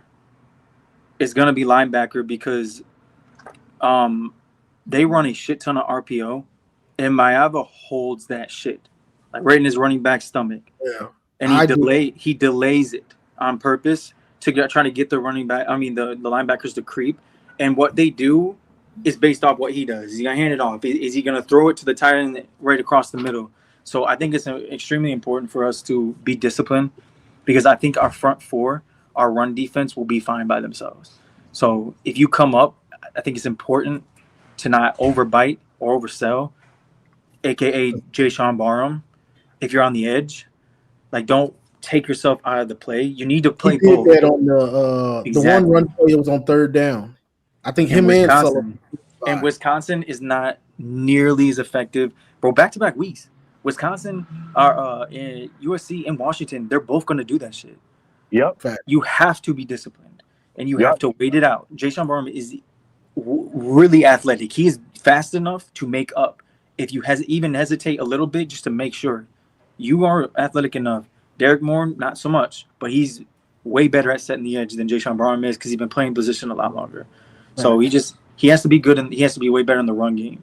But if you're gonna just sit there and do a 5-step drop, I'm not gonna lie, bro. I don't think there's many tackles that can keep up with Jay Sean off the edge. Yeah, so you're right. And I know somebody, and I know one thing for certain. My man Brandon Hillman, he might put 1 or 2 people in the infirmary, man, Saturday, because he gonna be out there hitting. That's one thing he gonna be doing, and that's why we need to let those receivers know. Okay, yeah, y'all out here catching. Yeah, it's pretty, right? But it ain't pretty when I hit you now. So just know that I'll be coming, and trust me, you start getting them alligator arms, them T-Rex arms start coming in. You start getting the mayonnaise hang. I'm telling you. I worry about Hausman on the read and things like that because he doesn't trust his eyes. He hesitates even when he sees it. Sometimes he still hesitates. And here comes the running back. Or against Oklahoma, here goes Mateer, and you're late. You late and you're out of position. It's too late now. I worry about. I agree. He's struggled at that this year. I do agree. That's why I like Sullivan in some spots because when he sees, he goes. I mean, he has the best instincts in that room. Yeah. So he's not as a complete look. Ernest is the most complete linebacker we have. But he missed the pick too yesterday. Come on. Right. It hit him right in his. Yeah. That one, Which was I it was surprising for me because he has good hands. If we go back to last year, Washington, he had a pick over the middle. Yeah, that was nice. That was That was ridiculous. a nice interception. Yes, I He remember gets that. snuck up on him. Yeah, but you know else? He on Wisconsin's touchdown, right? They only touchdown. He hesitated. That was He was him. supposed to meet him. He's waiting for him, like he on going on a date. Like, hey, baby, you coming downstairs? Like, go get him, bro. What we doing? I was like, I want to. That's a you good. see that Rob Moore mentality. You see how Rob Moore attacked that play on that reverse. That's the kind of play we need from our linebackers to attack, man, like that. Right, and I think to that point, that first drive, I think people like overreact, to our first offensive drive and our first defensive drive. For people who don't know, this is only for the people who don't know, the first 15 plays on both sides are scripted. Scripted plays. So Wisconsin came out and something that they went back to what they were doing years ago. That's why I told him. That was Beamer ball. Bro, they went back to that heavy set. We're gonna run right at you. They were not showing that year. The games prior in that bye week, they made a decision. We're gonna run the ball. We're gonna take the air out of the ball. We're gonna play to our defensive front, and we're gonna make the game ugly. And that's exactly what they did. And it took our coaching staff. Game plan. Right. And Wink, after the first drive, Wink called a great game. Outside of blitzing both linebackers 3 times, I didn't like that. You left them in the field wide open. Like, if you're going to blitz both linebackers, don't put them in the same gap. Why are they running both in the same gap? Like, bro, like that shit blew me. Maybe they just did that because I have a hard time believing Wink was like, hey, both of you run on the B gap. Both of you run on the A gap. Yeah. So I think outside of that, he called a phenomenal game. I think Wink gets a lot of hate. I personally, because he shows everyone coming up in line, then he either drops or he sends 0. But what people are understanding, he would not have to do that if his defensive tackles could get pressure up the middle. Yeah. They cannot. We don't have Mason Graham or Kenneth Grant anymore, and we were spoiled. So he has to get more creative. Our edges can create pressure, but he can just step in the pocket then. Yeah. What's most important is the middle pressure. When you're collapsing that shit, he has nowhere to go. And we just don't have those athletes. He said it in the offseason. Exactly. Wink said it in the offseason. We have bullies up front. We don't have finesse pass rushers in the middle. And people have to be okay with that. You could still win like that. It's just going to look different. You have to be okay with it. Yeah. No, you're right. Yeah, real quick, Maniac. Did y'all see Rolder coming on these blitzes? He was rocking their running back coming up. Yeah, he was. He's a blue collar. He was. Listen, I know Roller's not the most. He's probably the least athletic of the linebackers we have. He has improved immensely this year. He's a football player. He's tough. He's hard nosed. He don't mind getting in the mud. He don't mind getting dirty. He got them Jordans on. He don't care. I'm gonna get these dirty. People making him pay for that block, boy. No, of course. And people who, even me, including me, who were harping on his pass coverage, he's improved. He's gotten better. He has gotten better, so you can trust him in some areas. But I think by the end of the season, I think Cole Sullivan is going to be playing so well that you can't deny him. It's going to be inevitable. But he's still going to be in the rotation. He's still going to be of course. Yeah, of course. No. I mean, bro, Troy Bulls was getting burned yesterday or Saturday. I saw him out there. I saw him. He was getting more snaps because, one, he partially blocked a punt. Every time that kid is on the field, he makes plays. Yeah, he does. Our linebacker room is crazy. I'll let him go. He's been quiet. I don't know. Can you hear me? Yeah. I was having connection problems earlier. Sorry about that. And thank you for having me back, Johnny. And, thank you again for this, double header. Let's call it this Sunday double header. And, folks in the chat, hey, Super Chat's still open for business as well as that Cash App. Don't be shy. We love you. Juju, I really enjoy listening to your content because you mix in your opinion with the facts and the reality of what it is. And it really never gets emotional or some of the stuff that I'm guilty of because of my hatred for Ohio State. And I tread there sometimes. Plus, I'm Italian. Me too. And Johnny. Johnny has the same birthday as me, September 18th. And I always thought our common bond was our extreme hatred for Ohio State, but it's that same birthday. But again, Juju, I really appreciate your content, especially in the off season with the recruiting and stuff. I mean, thank you. I really appreciate it.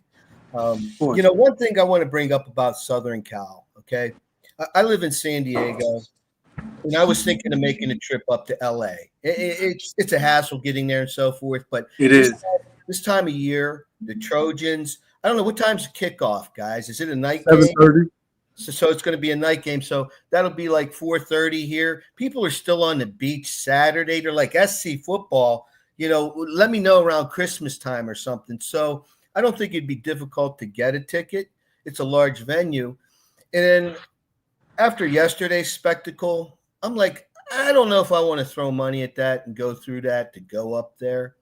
And what concerns me about this game is an intangible factor of Southern Cal's invested billions of dollars in their new football facility. They went through a lot of aggravation to get the zoning improved, the construction and all that. It's nearly completed.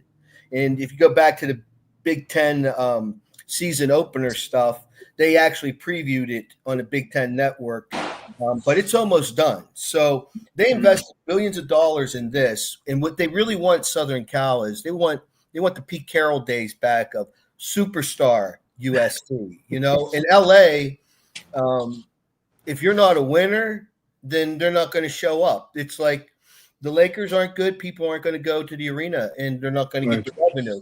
Unlike, and I'm not picking on the Browns fans, okay, but I'm from Ohio. But as long as Cleveland continues to fill, to put a non-competitive team on the field, and I haven't paid much attention to the NFL this year, but I'm just using that as a point, okay? Or even the Cubs in baseball in the heyday, when they were losing. If people are going to go and fill up the stadium and buy the tickets and people, they're not motivated to do what it takes to put a winner on the field. Now, having said that, we'll wrap this up. Is a couple $2 billion in this practice facility. Lincoln Riley's starting to feel the heat now. Okay, and I'm kind of taking this game kind of like Venerables down in Oklahoma, where he really needed to win that game, or he was going to be on the hot seat. And he beat Michigan. I kind of see Lincoln Riley in that. And if we go into the Coliseum, Juju, and run the ball all over him like we did last year, that's not going to be good for Lincoln Riley, man.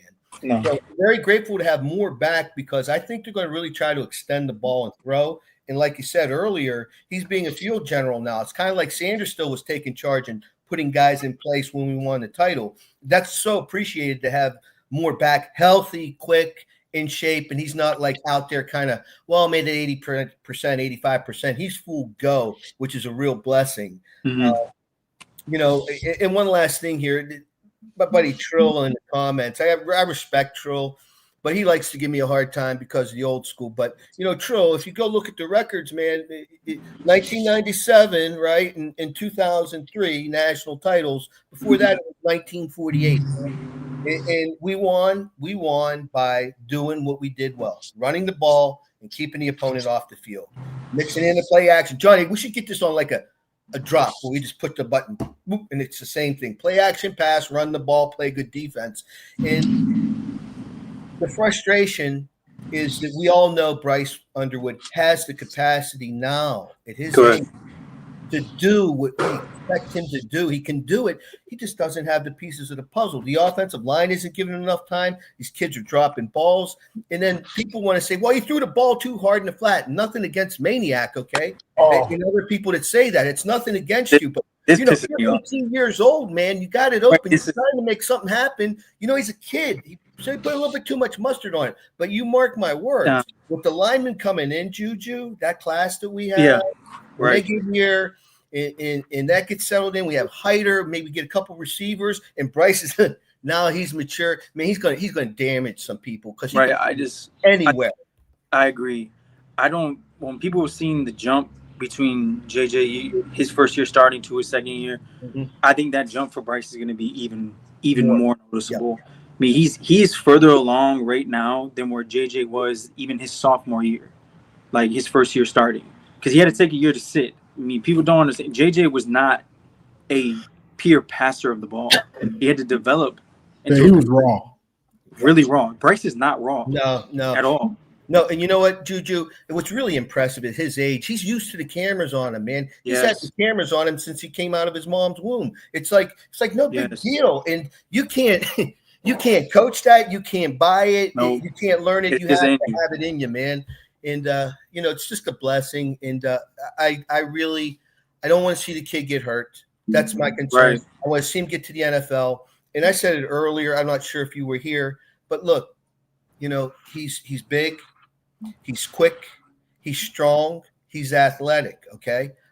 He doesn't have to be a dual threat quarterback. He could be a pocket passer if we had the components to let him be a pocket passer. And if we had an offensive coordinator that would strategically call plays to set up the play action. I just don't want to see him get hurt trying to struggle us to some sort of win where we really don't deserve to be. That sack you took yesterday really got me upset. No, and I like that you brought up because again, I want to reiterate, like, I think people need to, like, I'm not saying I don't know how you personally feel about Chip. I love Chip. I love his offense. I love his balance. I know in some areas everyone's not perfect. Even to a degree, I question what he was doing at times. But again, I just when you are used to one thing, right? More power spread and lining up in more 11, then you come to a program that has struggled on offense and who does not have the athletes to run 100%. They can only do it in spots. And you have to marry what Jim Harbaugh had recruited and what had built for. I think it's a tough ask to do year one. And this was my concern going in, and it had been proven true that we're going to be able to run 11 and we're going to be able to have some time to throw the ball at times, but not consistently, because we don't have the athletes right now to do it. These offensive linemen coming in, they're athletic. Juju losing Babaloa. Yeah, that was Babaloa going down was such a huge loss. And I think they were banking on that kid to kind of be the tape or glue to the offensive line because he's so intelligent. He was a direct admission into the Ross School of Business at the University of Michigan. Direct admission. You got to have a high IQ for that. Dom, into that, I think their plan was, this is my peer, I don't know for sure, this is my opinion. I think they were banking on that, and they were going to move Link to guard. Because he is a guard playing tackle. He's gotten better, but his body is built for a guard, in my opinion. And I think you would have had Gio and you would have had Link. And I do think that Link would be our best option at guard, even though Jake has been playing very well. I do think Link would be our best body because of the experience, and he's a little bit stronger than Jake right now, I do think. But Jake has been playing fine. I'm just saying, I think that's our best lineup. If you had to ask me, it would be Babaloa halfway through the year. It would be Link at guard. It would be Jake, Kripp, and then Sprague. I want to check out, but I appreciate you guys having me up. Hey, Mark, Juju, I swear to goodness, I so appreciate listening to the insight that you give. It's really founded, and I know many of us appreciate it. And Johnny, thanks again for the doubleheader. And you guys in the chat down there, don't be shy. A buck or two, it all adds up. But Johnny's here every Sunday, guys. Yeah, get up here and speak. Give us this platform, and without him, we wouldn't be here. So be sure to give him some thank you. I know his dog Queen will certainly appreciate it. And it's the last thing for you guys. Is you said the numbers earlier, Juju. We're getting the yards rushing, total pass. Right. Okay. The problem is the bulk of that's coming from big plays, and it's not coming from consistency on the field, moving the chains, and establishing. And Johnny, can we get a video of that? Just like a short, it's very simple, guys. Run the ball, play action pass, eye candy, play good defense, and we're good. We're good. Right. You just need it all stems from that, Dom. Right, Dom. Thank you for having me, man. Go Blue. Yes, Go Blue. And yeah, I agree. I mean, just what he said, Johnny. I mean, that all stems from having more consistent online play. You have to. That is our issue, even more so than drops right now. Like, Yeah. because we found our guys in that game. Marsh, McCauley, Klein, Hogan when he gets back. You have your guys. You have to get consistent on the offensive line. If you don't, this will be a 9-3 team. Yeah, because people complain why they not opening up the playbook. You can't run half the playbook because you can't block for the plays. That's wrong. It's not on Chip. I hate when people keep saying that it's Chip. This man has done a complete 360 from our last year's offense, working with what he has to work with right now. Yeah. So what up, Marmar? What you got? What up, though? I'm just man, I'm just taking in the what y'all saying, man, because everything is right, man. Hey, everything y'all saying is right. Consistency is the key, and discipline, man. I don't know why this team can't be disciplined and on the offensive line. You bring in all these analysts. Wide go. What you say? I think I've been trying to be patient. I just think there is certain position coaches that me personally you need experience in, and I think Grant Newsome is just not.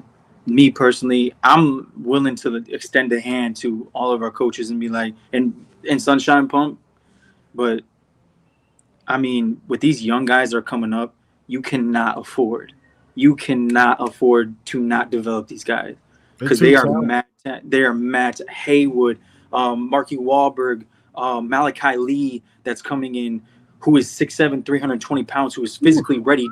He's physically ready to play right now. He just needs to get the mental side. You have Babaloa. You have Frazier, who's going to put on 15 pounds and this all 15 to 20 pounds, and he's going to be ready. The competition is going to be at an all-time high at tackle. So the best person will play. I do believe that. It's something. Ain't no word about Ty Hayward either, man. What's up with him? He got. I mean, not everyone can be like a Jaden Sanders and get like on campus late and then blossom. And there are guys ahead of him right now because I think he's going to transition to guard. He's not going to be tackle. I think he's going to be a guard. And he needs time to grow. He's mad talented. I do expect Jake to move to center next year. If we're thinking about this offensive line, we don't have the pieces right now. I think at best we can get our ceiling is like a B-. Our ceiling is a C+ offensive line, and to me that's good enough to get you in the playoffs. Like, right. But you have to be consistently at that C+ to B- range for us to get there. I mean, you have to split USC. And miraculously, this O-line to come together one day. I mean, like I said, I think it's an attitude thing. When you play guard, it's an attitude thing. I think Grant Newsome is very smart, and God bless his injury. He could have been a great offensive lineman at Michigan, right? But I just think the attitude. I don't think he has that dog mentality, that attitude mentality. That you would like. It's kind of like the Sharon Moore thing, or it's like, I don't know if I believe that you are putting on this act of being tough. Do you want to just be tough? Like, it's something I haven't figured out yet. Because like when he's on the sideline, it almost feels like the juice is kind of sucked out of the building a little bit. I don't know. He gets hyped for the pregame, and then like throughout he just is stagnant. Like last year, he was in the sunken place a lot on the sideline. Yeah. Like, Coach, you there? You and he just like yeah. Are you here with us? Do you think Sharon is too much of a player's coach? Player's coach. I mean, is it too much? You can be too much of a player's coach. And lose discipline in certain things. I do agree. I mean, he's always been this. Look, you gotta understand where Sharon Moore was offensive line coach. Then he came tight ends coach. And his biggest blessing is I do think he's a leader of men, but I don't know if he's a leader of men as a head coach. And let me break that down. He's a damn good recruiter. I think he would make a damn good general manager, or a damn good offensive line coach. I just don't. He's only had 2 years. I just don't know if he's suited for the head coach position. But we'll figure it out. I mean, I'm willing to let him grow and wait till he gets his talent on the field. This is still Jim Harbaugh's talent because he's making up for it. So next year, when he has those freshmen that got a year in the system and you start to see more and he hits the portal, because I know for a fact we're going to hit the portal, especially at wide receiver. We tried last year. Transcripts got in the way. Wide receivers overtaxing us. We weren't going, and we shouldn't. But this following year, there is no excuse. Period. You have to get those players. You are failing Bryce, bro. If you do not get those, you have, in my opinion, you have to bring in 2 wide receivers. You have to bring in a guard. You're going to have to go defensive tackle. We're losing 4 seniors in that room. You're going to need a bunch of D tackles again. Yeah. And again, there's talent coming up, but they're young. You need leadership. That edge room is not as talented as people is even I thought it was going to be. I think our Carter Meadows is going to come in day 1 and push for a starting spot because we don't have an athletic freak at tight end. Like, you need that. You need that bend. Cameron Brandt is the only one right now next year that I trust. To be you can go out there. Yeah. I was going to say you trust him more than Dominic, but yeah, I do too. He has shown me not only has power, he has bend now this year. You know, I think he's not a starter right now. He will be a 2 deep guy going into next season. I think Carter Meadows at 6'6", 240 or 235 right now, who could easily put on 20 pounds, be 260 at 6'6", and keep his athletic ability, will push for a start, just like Hyder will next year. Yeah, Hyder's kicking that front door in day 1. So we have so much talent coming. People have to be patient. We're building it. It's just all the way back to 2021. It's just not that good, well of a coach team. We're slowly gonna build it up. Like 26 and 27, I expect to make playoff runs.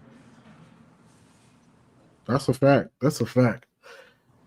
I feel like Dominic Nichols, he looks the part, which I want you to look the part. It's just I don't think he's put it all together with the big a move besides the bull rush. Johnny, you see that? What's that? Ooh, you might want to read that one. Oh, let me read. Let me read these anyway. Sherrod, thanks for becoming a member. HG, thank you for becoming a member. That's a big boy. Defending the natty. Lou, no news to post. Just showing love to the channel. Appreciate the $10. Oh, baby. Ooh, yeah, that's what I seen. Kirk Wilson, appreciate the $100. Just showing Johnny some love. Been watching you since the Don Brown rants on Facebook. That is where I first saw your videos. Yeah, back in the day, I used to make my videos and then I joined like 20 or 30 Michigan groups and I would just post them in all, Appreciate it, bro. And Goat Since Yost, thank you for becoming a member. But yeah, that's what you have to do when you start a channel. The views don't just come to you. You got to build. Yeah, you got to force and just spam different areas, different places, other social medias to get people over here. But I agree with you on the Cameron Brandt. He's shown the ability. He looks like an edge. Like he looks the part, and you want your guys to look the part. So shout out to him. I think one thing that we all can agree on that is like for me is like an immediate need to happen is JB Brown needs to be fired. Okay, so who all do you think needs to go this offseason? I think with JB Brown, the special teams has been the worst I've seen in years, bro. I think special teams, JB Brown needs to go. I know it's only 2 years. Some people push back on me. You don't have the talent this year. Wait till you get this. But I just think you can get a better guy in that offensive line group, or you can promote Juan full-time instead of an analyst to actually take the keys because he's not going to override. No one's going to override Grant Newsome but Sharon Moore. And he cannot, and I repeat, he cannot keep going back to that room. He needs to get better as a head coach. You need to stay there and get better, game management and all. So I think you need to have guys around because Sharon Moore needs. I cannot stress enough. He needs an elite coaching staff. He needs guys that are really good at what they're doing, right? Because he's still learning how to be a head coach. Exactly. So I think you can get a better guy than Newsome. I think everyone else is safe and can grow. I don't expect Wink to be here another year though, so I do think we might go grab another guy out of that Ravens tree. I don't expect us to switch schemes. I think it would be a mistake if we switch schemes. It's been working, and the guys that we recruit are literally built for the system. We get guys who play multiple positions, and this Ravens style defense is a non-positional defense. You're gonna play all over. It's an NFL scheme, so I do think we keep the same scheme. But I think those two guys, like I see them. Bellamy, that's actually a good one.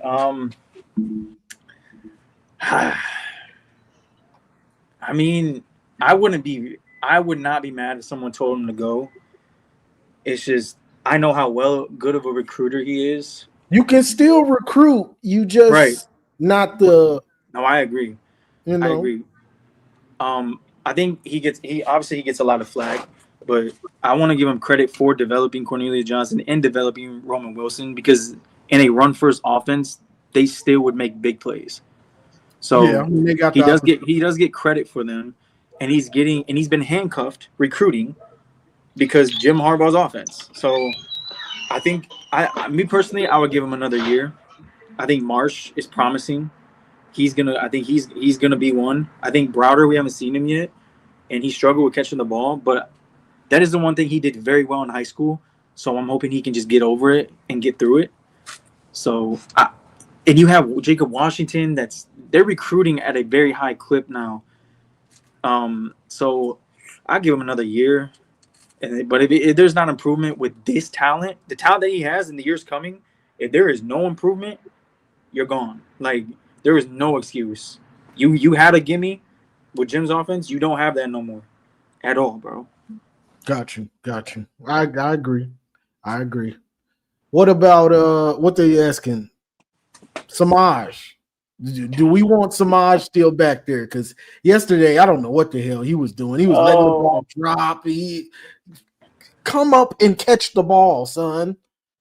I'm gonna have we can have a real tough conversation here. We don't have a punt returner. We don't have a punt returner. We don't have a kicker or punter. We have a kicker. We don't have a punter or a punt returner. Maz should not be in because, in my opinion, on some of them, they're excused. They're too close to players. Yeah. I get it. But there was two certain instances where I felt he could come up and make the catch, and he didn't. And the one time he came up and made the catch, he got 20 yards. Yeah. What do you know? I mean, when you get the ball and you have space, because he's not all world. He's an average wide receiver. But I do think he can make things happen when he gets the ball. Yeah, he's kind of a lot. Yeah, and he's improved. He's improved with the speed. I give him credit for that in the first week. You can clearly see his speed is improved. See it instantly. But Maj is the type of guy you cannot put too much on his plate. He's just not built that way. I mean, I love his demeanor. I love his mentality, but he's just not that type of guy, in my opinion. I wish he was. Who would you put back there? Let's just say we wanted to put somebody. Who do you think? Because they put the one dude. I don't know. I don't think I've ever seen him before back there. Oh, are you talking about number 39? God, I think. Where did they be finding these dudes? Like when they had Thaw back there for 2023. Where the hell? I think his last name is Harris, but just the most unathletic looking guys back there. Like who do they think we are? Iowa? We can't find these type of white. You know what I'm saying? Like I said it the other day. How does Iowa keep getting these dudes in their dynamic? But they have another Cooper DeJean type 2.0 that be returning punts over there. I saw it, bro. This is sad that they have a dynamic return man and we don't. I mean, who would I put back there? He's not healthy right now. I don't know what's wrong with him. I think it's a hand injury. I would put Michael Capana back there. He has the speed. I want him. You have to get that kid in space, bro. And he's bulked up. He's just hurt right now. I would give a stab at it. I personally don't want Andrew Marsh back there because, one, I know you can get hurt on any play, but I'm not risking it. Two, I just think he's too long of a strider. You need someone that can accelerate quick on punt return. Yeah. And Marsh takes a little bit to get going. I love him where he's at in the role that filling in for Channing Goodwin. But I would personally put Micah back there. I think he's explosive. Stewart is hurt, isn't he? Who? Stewart. Marion Stewart. Yeah, he's hurt. He's always He's always hurt. banged up. Some of these dudes are always hurt. Yeah, and it just is what it is. Or fuck, goddamn, put Simpson back there. Shit. I mean, we ain't playing him at all, bro. And bro, he's explosive when he gets in the open field. Yeah, some of these dudes I would try just to get them on the field. You know, just because you're not a good receiver doesn't mean you can't be a good punt returner. You don't even have to be a receiver. I mean, you could be a DB and be back there. We ain't seen that in so long, bro. You know. In the 90s, early 2000s, your fastest, coldest DB, he was usually returning punts. Jabril Peppers the last time we seen it. Yep. And elite level. I think DPJ and Jabril Peppers were the last two. Norfleet, I don't know if you guys remember him. Norfleet. Dennis Norfleet. Yeah, he was pretty decent. He was the jet sweep guy. Yeah, he was the little gadget guy. So, I mean, to me, in my opinion, you have to recruit for punt return. It's a skill in of its own to be able to field a ball that's being skyrocketed with pressure coming in your face. Yeah. So I think it's a skill, and that some of these schools actually recruit for that.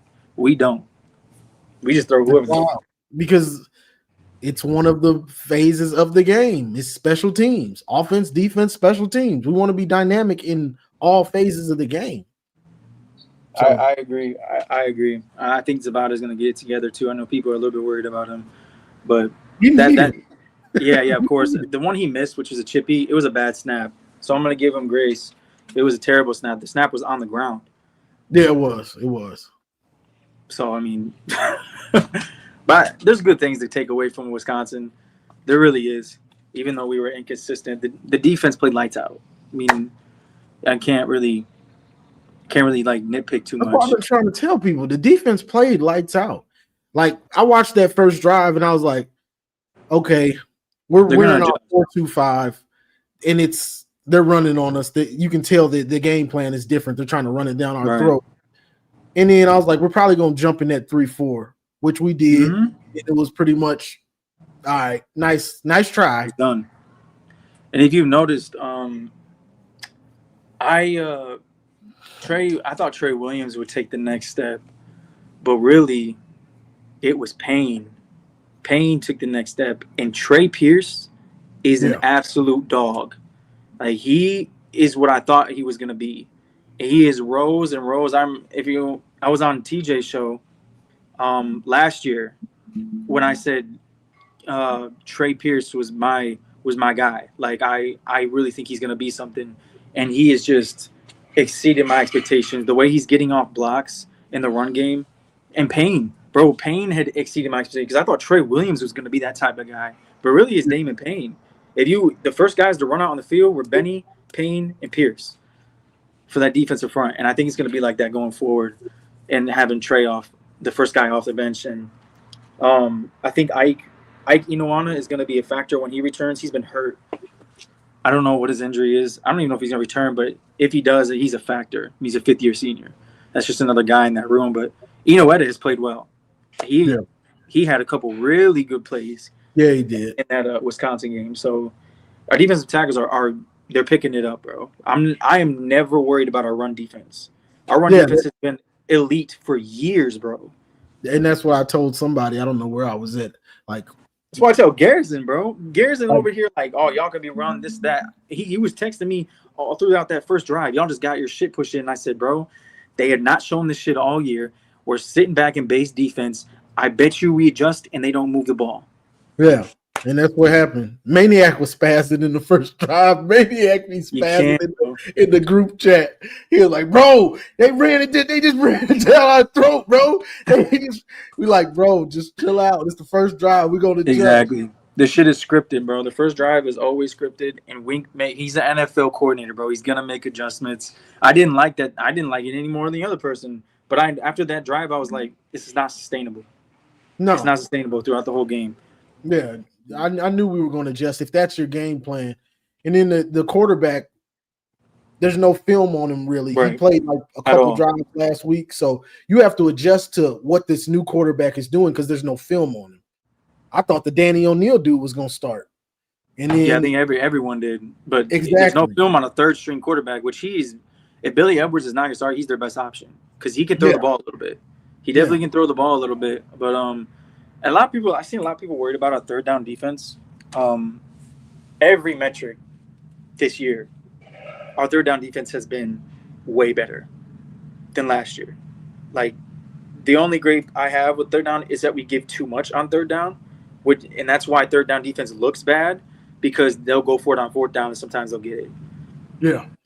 But our third down defense, I mean, outside of Oklahoma, who had to make heroic plays, again, like Mateer, in his nine, I think, pass attempts, 4 of them were completions when we had the play stopped.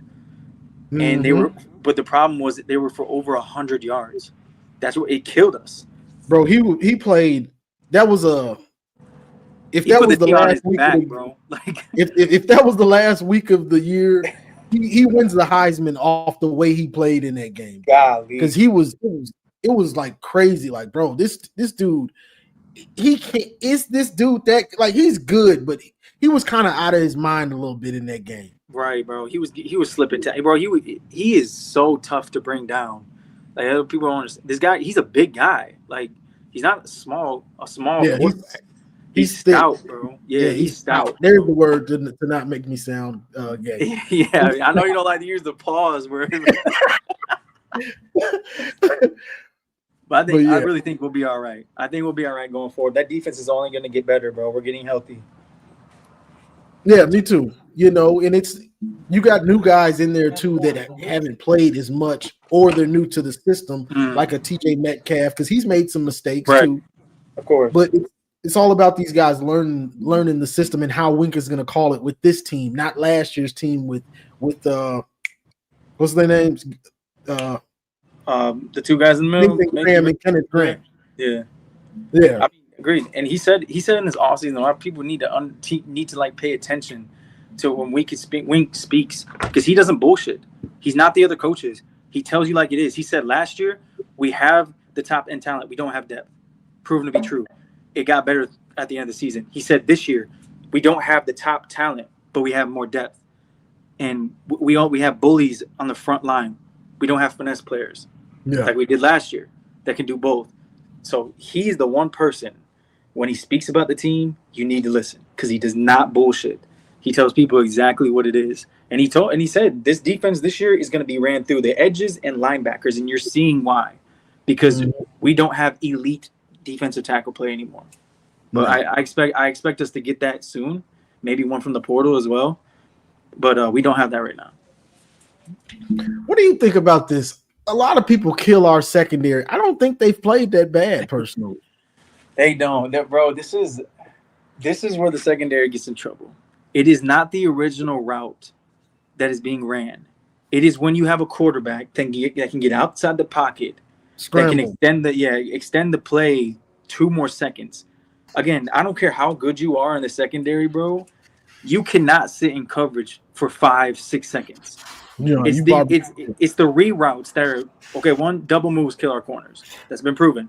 They need to get better. Outside of that, no real route is killing us, bro. It's the reroute of the wide receivers when they come back for the ball or they go deep. That is where they're being hurt. And I love how you brought the 59th in. And numbers come with context. They always come with context. You could have a bend don't break defense and not give up points.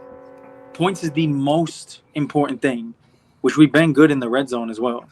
We've been not as elite as 23, but when you play USC, so to speak, I'll give an example. USC, I expect us to play bend don't break. So everyone in the chat, everyone who's listening, don't be surprised if Miami has 250, 280 yards passing. It is about if they score in that red zone. If they don't get in the end zone, that's the only thing that fucking matters. Don't give up big plays over the top. Force them to drive the whole length of the field and force them to score, because I don't think they'll be able to consistently run on us like most teams. But the one thing they do have, they have a running quarterback, and he can run, which can make up for it. So that will be the thing I'll be watching for in the end zone. You got to tighten up. So basically, Ohio State game plan defensively for the most part. What we're gonna do with Washington too. Yeah, it's just worrying about the the mobile quarterback. That's the only difference is Ohio State hasn't had mobile quarterbacks. Well, running quarterback, real running threats at quarterback in these 4 games that they lost. Besides Will Howard, but he got concussed so early he didn't know where he was anyway. So that's a Makari Page fucking. He put him in a different day, bro. So do you think Wink should Wink try to spy these dudes in these games? Well, I think Ohio State spied Washington's quarterback. No, that's what I was saying. That's why I was paying so close attention to the Washington game, because they're going to put on film how to stop Washington. Mm-hmm. And I think we don't have Ohio State's linebackers, but we have athletic linebackers that can spy him. So I don't trust Hausman to spy him with all this second guessing. Right. I think Sullivan. I think that, and I think you're going to get a mix of Jay Sean dropping, because boy, he's the one guy that I don't think really any quarterback can run away from. He's a dog, like he's a hunter. So, I mean, I think that's how we're going to defend him. Mayaba not to that degree, but he can still go. They run RPOs with him, so you have to respect it. He's very confident in what he's doing. Man, that kid is improved immensely, bro. And he has a lot of talent around him. So they're gonna make plays. So people just have to be patient. You can't throw up in their arms, oh, we're getting beat, our zones are too soft. It's by design, bro. You bow up in the red zone. If we're getting punched in the mouth in the red zone, then we can worry. Yeah, then we got problems for real. And we got problems. Yeah, somebody was saying about the DNs dropping. That's not gonna stop. That's part of our scheme. So exactly. It's been part of our scheme since Minter. Like, I don't know why people are blaming Wink. Like, this is the scheme. That's the scheme. This is what happened. That's what's gotten us all these wins, the championship, and everything else. Look at Sir Thrizzleton. Hey, Boogie. What up? What up? What up? Just coming to show some love. I just uploaded Clean your nails, Phil. I just uploaded a interview I just did, and I saw you was on, so I hopped on, show some love. Oh, you did? I didn't have that. Which one did you do? It's with James Franklin and Drew Aller. I just interviewed both of them. Check that out. Check that out when you get some time. Oh my goodness! It's a good one. I'm not even joking. We sitting here complaining about us being inconsistent and winning by 14. Some teams that are ranked in the top 10 lost to an 0-14. That's insane. Thank you. Hey, thank you, Juju, for bringing that up, because thank you. Yeah, I do think that the fan base, especially after the game, right immediately following the game, the fan base was in shambles. We're probably like one of the only fan bases who go out and dominate a football game, and the fan base is like, oh, we need XYZ, we need all these things to change. But outside of one particular offensive lineman getting dominated over and over again with the same move by the same guy. Yeah, bro. I don't know what the fuck was wrong with Sprague, bro. I don't know if someone fucked this girl or something, bro. Exactly.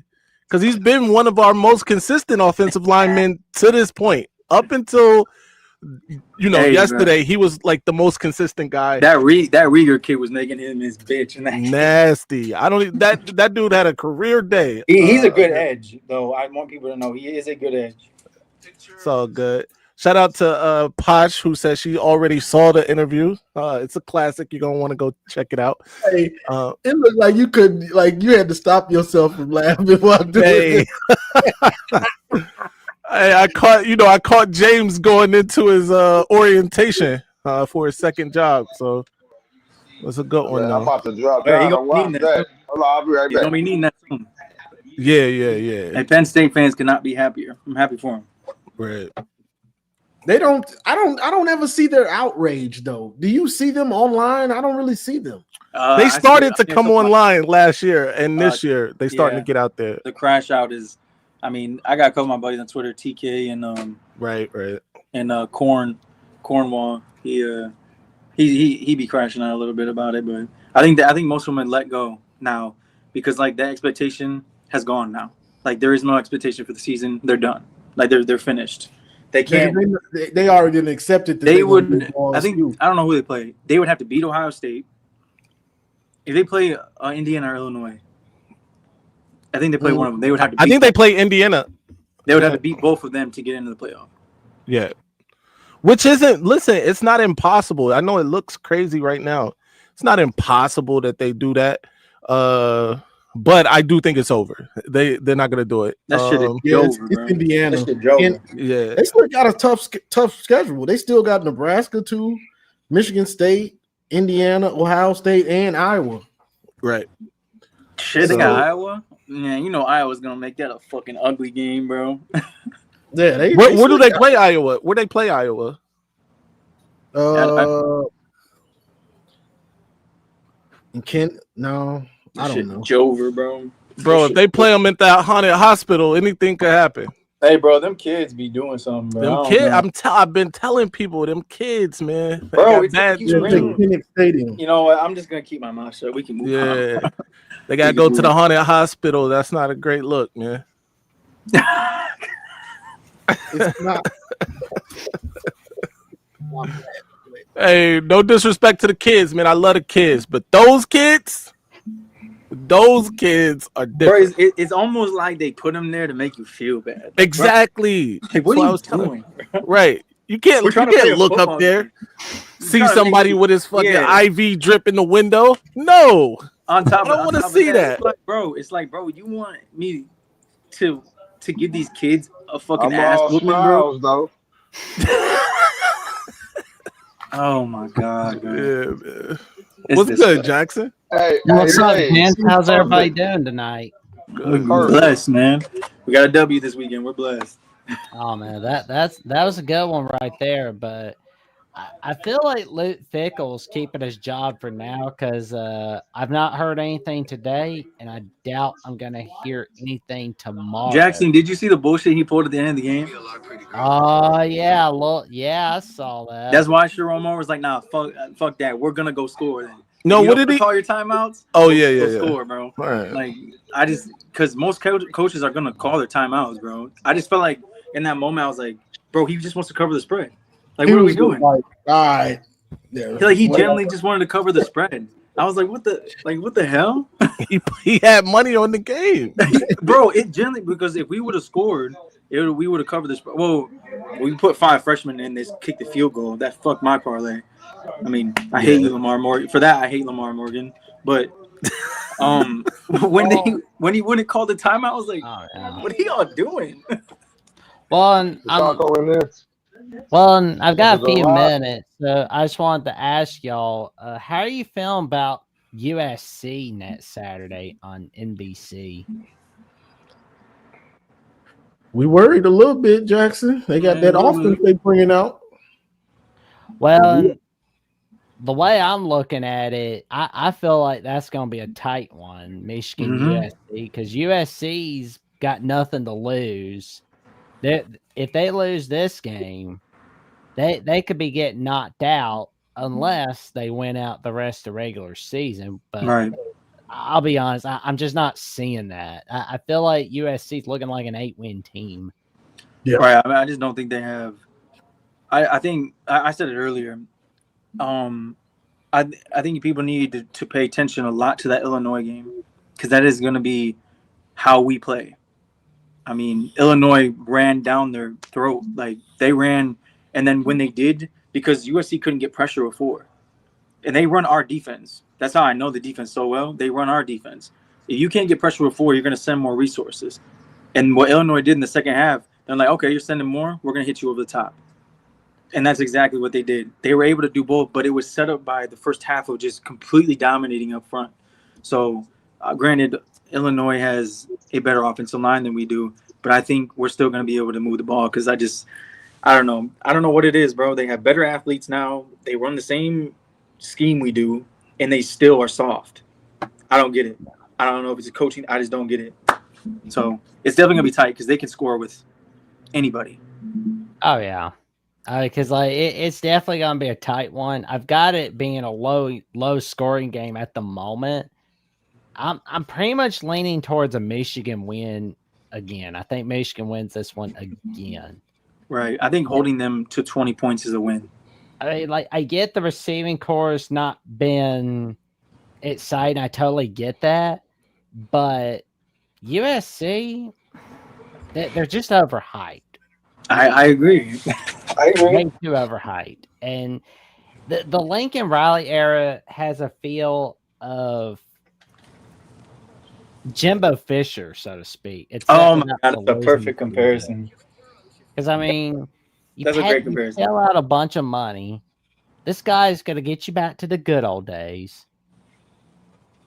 He's not gotten you to the playoffs since. Let's keep it real, Jackson. He's an offensive coordinator. Yeah. That's what he is. He's not a head coach. I mean, people threw the cart in for the horse after that win over LSU last season. Right. But nothing. Oh, they won a big bowl game against A&M, but that was it. I mean, it's no. It's like, Jackson, you guys had a huge win this weekend. Oh, we did. Vandy's a good team, bro. They are. I mean, you're not going to hear me underestimate Diego Pavia. Nah, did you see the fans giving him shit after the game? Oh, yeah. Hey, I gave Theo Vaughn a lot of crap on Alabama with the voice of college football. I had tons of fun doing that. Hey, he brings it upon himself when he talks before the game. So. Oh yeah. Well, Theo Vaughn's just gonna go on the Joe Rogan Experience and vent about it, I'm sure. No, but that was a huge win. Me personally, I think Ty Sisson might be the best quarterback in college football right now. Carson Beck. Dante Moore too. I'm watching Ty Simpson, bro. I love everything about his game. Like, I don't think there's a throw he can't really make, and he has legs. Yeah. So I think the difference is he's had a bad game or a not so great game. I don't know. I mean, I think he's playing well. I'm not gonna knock him for that. But you're not high on Ty Simpson, bro? No. I think he's good. I just think that we really haven't seen Dante Moore have a shaky game. Right. If I'm being like gun to my head, I think Carson Beck will probably right now is playing he's played more competition. Also Carson Beck, yeah. Did anybody look at that record of Mark Cristobal for November and December ever since he's been at Miami? What is it? 4-10 in November and December. Really? Yeah. Damn. I mean, Miami has an easy slate. Who do they play in November, December? Well, they've got SMU on their schedule. They've got Syracuse on their schedule. And they've got to go to Pitt on Rivalry week. The week before that, they got to go to Virginia Tech. And the week before that, Miami is their senior day on November 15th. I don't know. I'm not gonna lie, Jackson. I think Miami's real. Their defense. That has been the thing. Man, they have a front four. They finally put it like together. an NFL front four. I just worry that the piano is going to drop on the head. I agree. That wouldn't surprise me. And Mario he's earned that sentence that you said. So with some of the games that he's had, so I agree. I agree with that. We have to see. But right now, I think they look like the best team in the country. They have the resume. That's what I said earlier. Like, they have the resume. Carson Beck is playing elite. They have a freshman who's the best freshman in the country. Oh my God, he is. That Tony kid is just ridiculous. That run, that pass he caught, took to the house that got called back, bro. That was bro. He had bro. Shit, bro. This kid he's 17 years old. He should be in high school right now. He's ridiculous. They have a good wide receiver core, like, all together. Oh, great. Yeah. And they have I don't know how you guys feel about it, but I think they had the best offensive line in the country. I can see that. I mean, they've proven themselves. What the fuck? Now, but now I want to see what Miami can do when a lot of people aren't giving a rat's ass about them. That's true.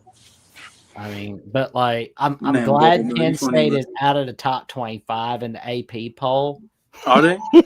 Oh yeah, they're out of the AP poll, but they're still I believe they're 21 in the coaches poll. How are they still ranked, bro? No way. Because the coaches didn't look at the stats of UCLA. They didn't look at the stats of that Penn State UCLA Bro, game. Miami had a fucking generational game against them. Ugh. Bro, boy, you funny as hell, bro. These are my prescription glasses, by the way, bro. Oh, nice. But Fucking yeah, bro. like Penn Jackson, State,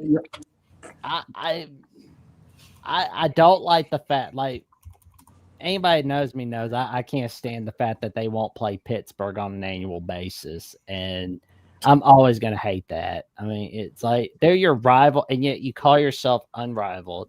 It's like those rom-coms or whatever where like the star of the movie claims that they're not into this person, but really they are. So I'm just gonna be with whoever I want to prove that I don't need the co-star. That's what Penn State is. They say, "Oh, Ohio State's our rival." Not. Michigan State's our rival. Not. Rutgers, Maryland, our rival. Not. Pittsburgh's your rival, Penn State. Yeah, they don't have a pure rivalry because they keep running from Pittsburgh. Like, bro. When's the last time, like since 1993, when's the last time you ever heard people say, "Oh, you want to get shit-faced and watch Penn State, Michigan State"? Said nobody ever. Nobody's ever said that in my lifetime. And I doubt anybody's ever said that in any of you gentlemen's lifetime. No, it's Alabama, Auburn, Oklahoma, Texas, Michigan, Michigan State, Michigan, Ohio State, Michigan, Notre Dame. Who else was a big, like, historic rivals? Texas, Florida State, Miami. USC, Notre Dame. Yeah, bro. Especially, bro. Fucking, did you listen to Mario's words after the game? That man pointed to the camera. He said, "State chance." He said it twice. I was like, "Damn, that's your personal, bro." Because they are. But well, I'll be getting off here and telling everybody to tell your friends, family, and the cashiers at Publix and Kroger about the magic that Johnny Olden Jr. is creating on the Johnny Olden Jr. channel and on the Michigan Call-In Show with TJ Ronan, Thursday nights, 8 p.m. Eastern Time, as he takes your calls. And don't forget to check out the magic that Maze Madman and friends are creating on the Maze Madman channel. And you'll see Juju and Marmar and all these guys all right there on each of the Michigan channels. Stay tuned. You won't want to miss it. Hell yeah. Appreciate it, Jackson. Best in the business. I appreciate it, gents. No doubt, man. Appreciate you, sir. All right, see you later.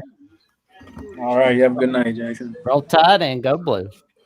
Hell yeah. Blue. I I like Jackson. I like Jackson be cooking, boy. Hey, I ain't gonna lie, that monologue was smooth, bro. Every time. Like I gotta clip it earlier. I gotta clip You have to clip that. You have to clip Hey that. Johnny, man, why you just souffle these niggas earlier? It had to be done. Okay. Now, Juju, we gonna say this and then we gonna talk about this. Then we gonna go. Cook.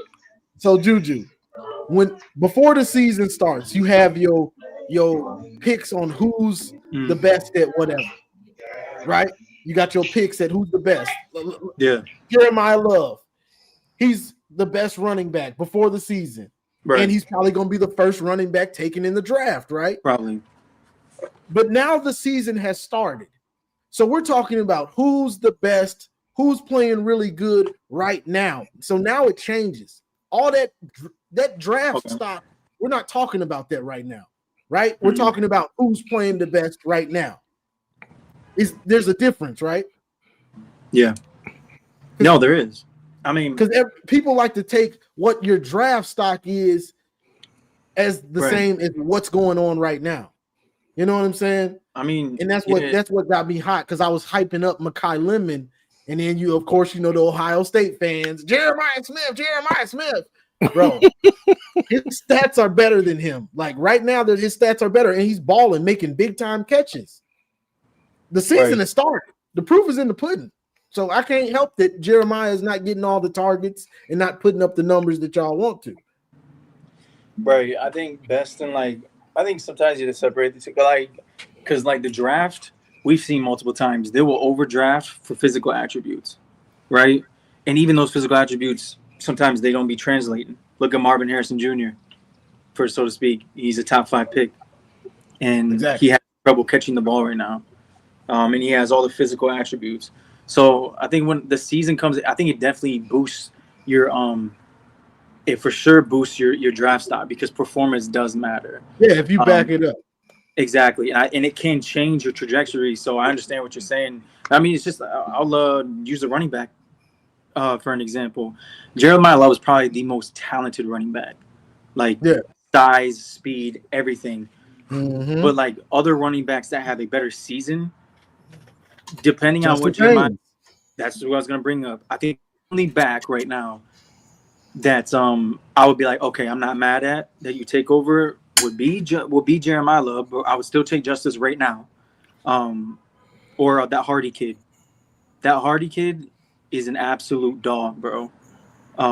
He's from Mizzou, if I'm mistaken. Yeah, Missouri. Yeah, he's nice. He runs like Blake to me.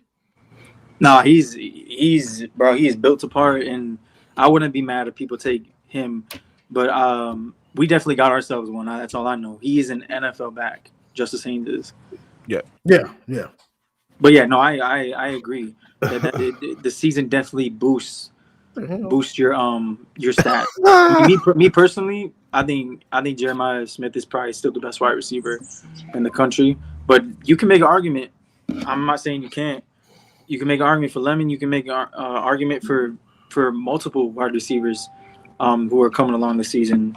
But they don't want to have the argument. The conversation has to start and end with Jeremiah. Yeah, and that's stupid because I'm with both of y'all. Like Jeremiah Smith might be the best receiver and I'm not even going to say he might be. I think he is the best receiver in college football. That said, though, Mekhi Lemons having a better season than him. It's a lot of people having good seasons. Homie, it's a true freshman in Miami right now, balling, bro. Yeah, Tony, bro. That kid, he is something else. Oh my God, yeah. There's Carnell Tate just went off. That's a dude on his own team who's by the way, Minnesota. This is what happens when you leave a true fucking freshman on an island with someone. Bro, those corners were garbage. Terrible. They were trash. First of all, what are those? They were talking like double move. It wasn't even like a double move. It was just bro. He just ran right by. I'm like, yo, trash, bro. Get bro, out of here. My nephew played college football corner, and he was like, bro, these corners are horrible. Bro, yeah, they were. Did you see Forrest backpedal? It was standing upright. All he did was bop.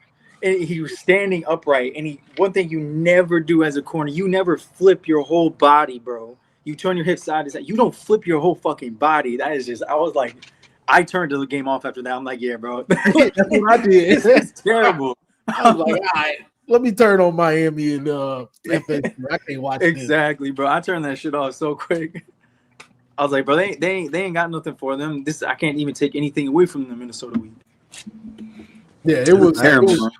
It was definitely terrible. But Garrison and Big Dog in here. Oh, Johnny, our receivers made him look that bad, bro? Just stop. Them dudes was trash. Two things can be right. Y'all got really good receivers, and they got really bad corners.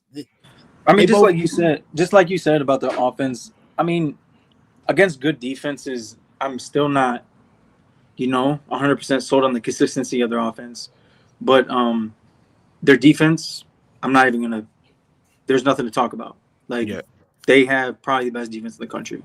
That shit is there. There's no debating. They have a first round pick on the defensive line. They have a first round pick on linebacker and in the secondary.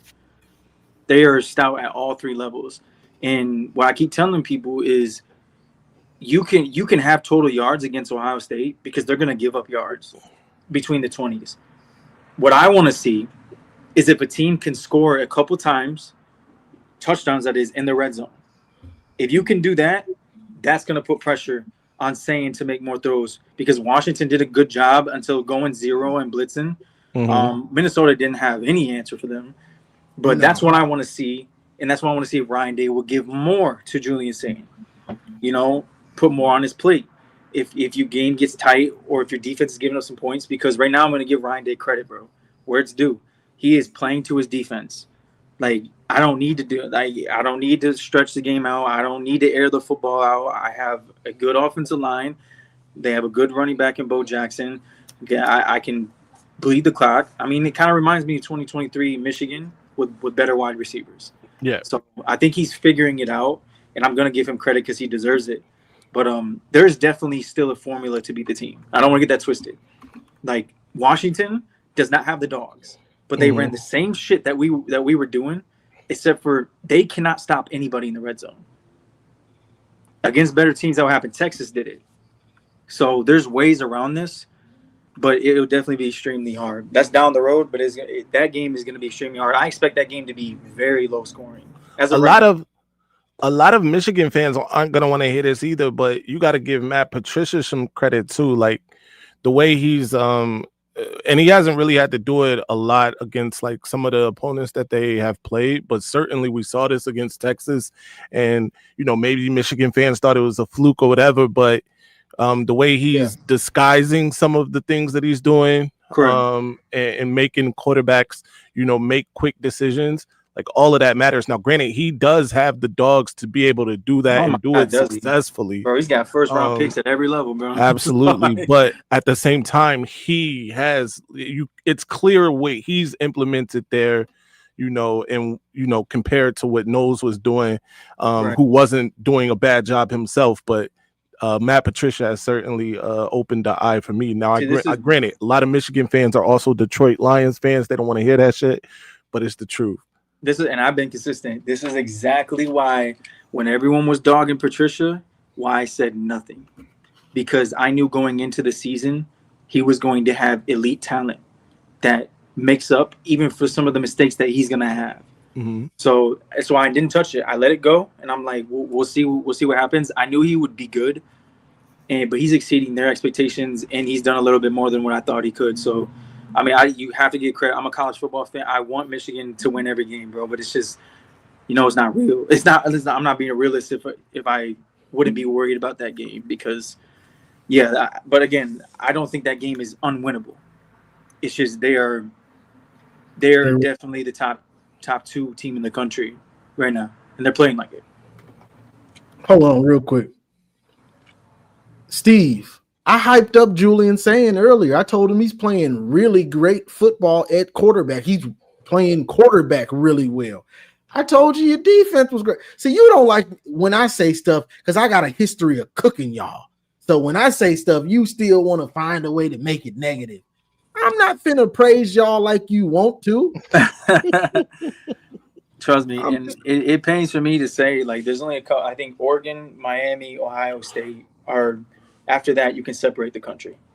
Like you can. Navy winning the Natty. Bet the house on it. Man, how you come in there? I didn't even say hello. Didn't wipe his feet off a nut. He came in. Navy, baby. And if you lose the house, you can stay with Maze. It's all right.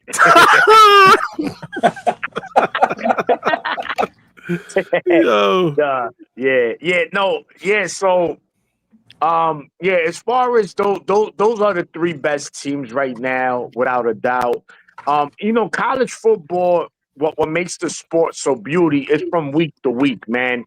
Because if I told you,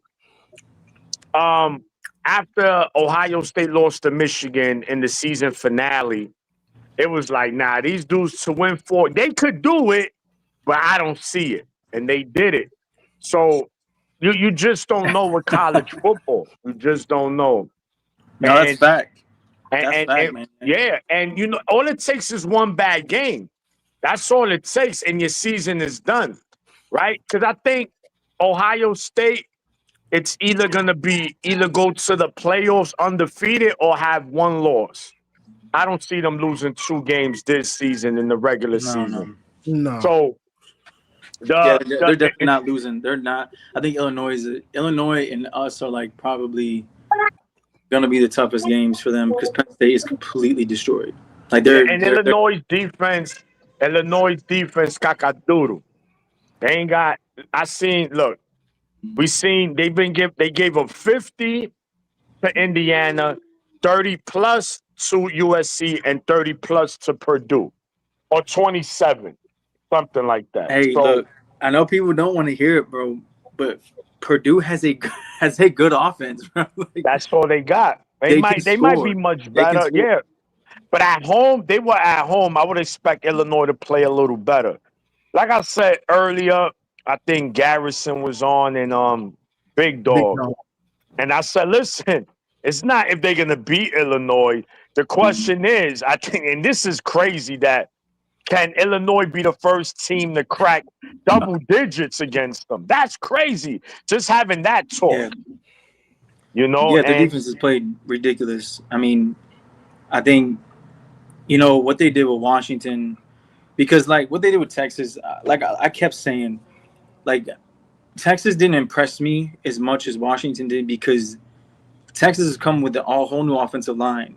They were coming in with Arch Manning's first, start. They had a whole new offense. So it didn't impress me as much as Washington. Although Washington isn't as talented, like they've had some of the guys together longer in that system longer, and what they did against a mobile quarterback, that impressed me. So yeah, this is Washington's quarterback first year starting, right? Yes. yeah. So I think he got a little overwhelmed in that game by the speed and talent of Ohio State, because he's never had to face something like that. In Washington moved the ball 20-20. They moved the ball fine. It's when you get down there, do you have the answers? Can you toughen out 4 or 5 yards? And mostly, I think Illinois is their offensive line might be. I mean, Penn State has a better offensive line, but they're on paper. They're mentally, bro. Penn State is mentally done, bro. Like, so. Yeah. I think Illinois is going to be, schematically. We as fans of Michigan need to watch that the most, because Illinois is the closest thing to us. Yeah. Do you feel like? Yeah, Johnny. Do y'all feel like, not to change? You still talking about USC and Illinois and OSU Maniac? No, I wanted to say regarding the USC game too.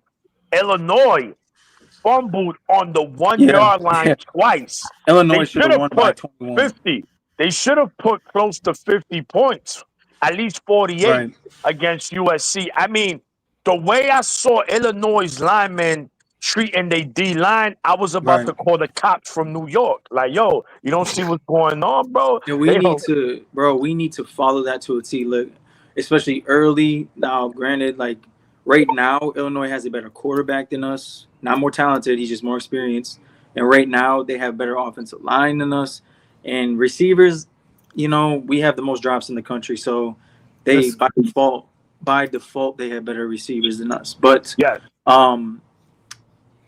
what they were able to do, though, just straight up line up, down block, and move you out the way easily. And then in the second half, they set up the play action perfectly when USC was like, okay, all right, we cannot stop you. So we're going to send more resources to stop the run. Okay, cool. I'm going to play action and throw over the top of your head. That's what I like to hear. So, but the offensive line has to be consistent, bro. Because it is inconsistent and not at a consistent pace throughout the first half or even into the second half, we're going to be down 7 to 3 points in this game. I feel like they have to play consistent. Do y'all feel like, so is Oregon that good, or did they just break Penn State in that whiteout? No, I think Oregon is damn good. I think Penn State had a heroic comeback, but I think Oregon is 2 times better than Penn State. 3 times. Do you? I don't believe that. I don't think that. I think Oregon is good. I think Penn State and Oregon are pretty comparable in terms of like that day. Like now, obviously Penn State's gone on to lose to UCLA, and their season's probably over because it's bad. I mean, it's not over mathematically because they can still like win out theoretically and get in, but I do think that Oregon is very good. I think they're slightly better than Penn State. I don't think they are that much better. The quarterback play, quarterback play is really the difference in that game to me. Well, I think their offense can be had because just by default of what Oregon wants to do offensively, they throw a shit ton of short passes, and like it's a very quarterback friendly, efficient offense. But it's nothing that's going to like blitz you against good teams. Against bad teams, they'll score fast as hell. But against good teams, it's work your way down the field. It's short-ass passes. It's very quarterback-friendly. So, but their defense, I think Oregon fell apart in that game. But Oregon's defense is really good, bro. They're good at all levels. Last year, they might be better than bro. last Their year. secondary, they're starting 2 true freshmen, and they might be they are the best freshman secondary players and probably in the country, bro. Yeah. And guess who they have? Finney, the kid that we should have fucking had, bro. And he would be starting for us right now. And guess who else? Grayson Littleton starting for Texas, who could be starting right fucking now, bro. Yeah. No, I mean it is what it is. I mean, Oregon has a big game Saturday. They take on Indiana at home. I mean, I think we all expecting Oregon to win that game, but let's see. Right. Now, Signetti, if he wants us to really Google him, he goes into Eugene and beat Oregon. Then it's going to be a lot of Googling. But I expect Oregon to, just like Iowa did, Iowa exposed them. I mean, just like we did last year. We exposed them. Their offense, I can't stress this enough. Their offense is so gimmicky. It works, bro. It is to me, it's a rotation of 6 to 8 RPO plays in different formations. It is so gimmicky, bro. But it works. I mean, look, they put up damn near 60 and shit on Illinois.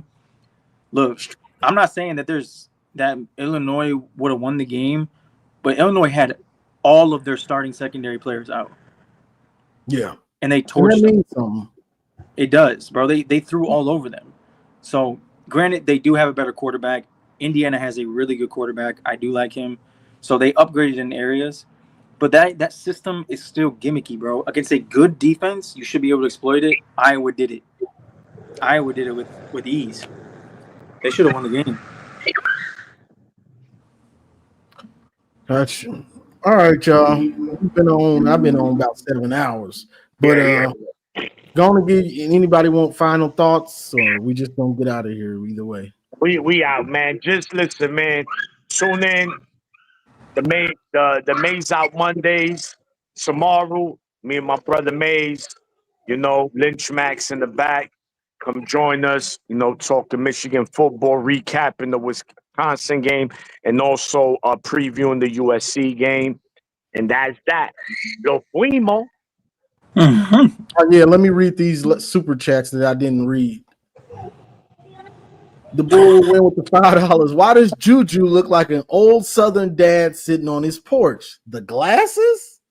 Then he backed it up. Is that chocolate milk and Henny? Just chocolate milk. Look, you ain't catch. You wild drinking a whole carton of chocolate milk, bro. Hey, that's wild behavior, bubble guts behavior. Hey, I'm not lactose. We're good over here, bro. You're a wild boy. It's the best, bro. This is the best drink in the world. It is. I can't drink it like that because it tears my stomach to knots. Hey, I feel you. I mean, not everyone is not lactose, so I feel that. I wish I could drink milk. I can't barely even eat cereal anymore. But appreciate the $2, Terrence Luke. I'm looking for the Penn State bot. Have you seen him? That's true. We have not seen him. Have you seen him? That boy gone. He looking forward to basketball season or something.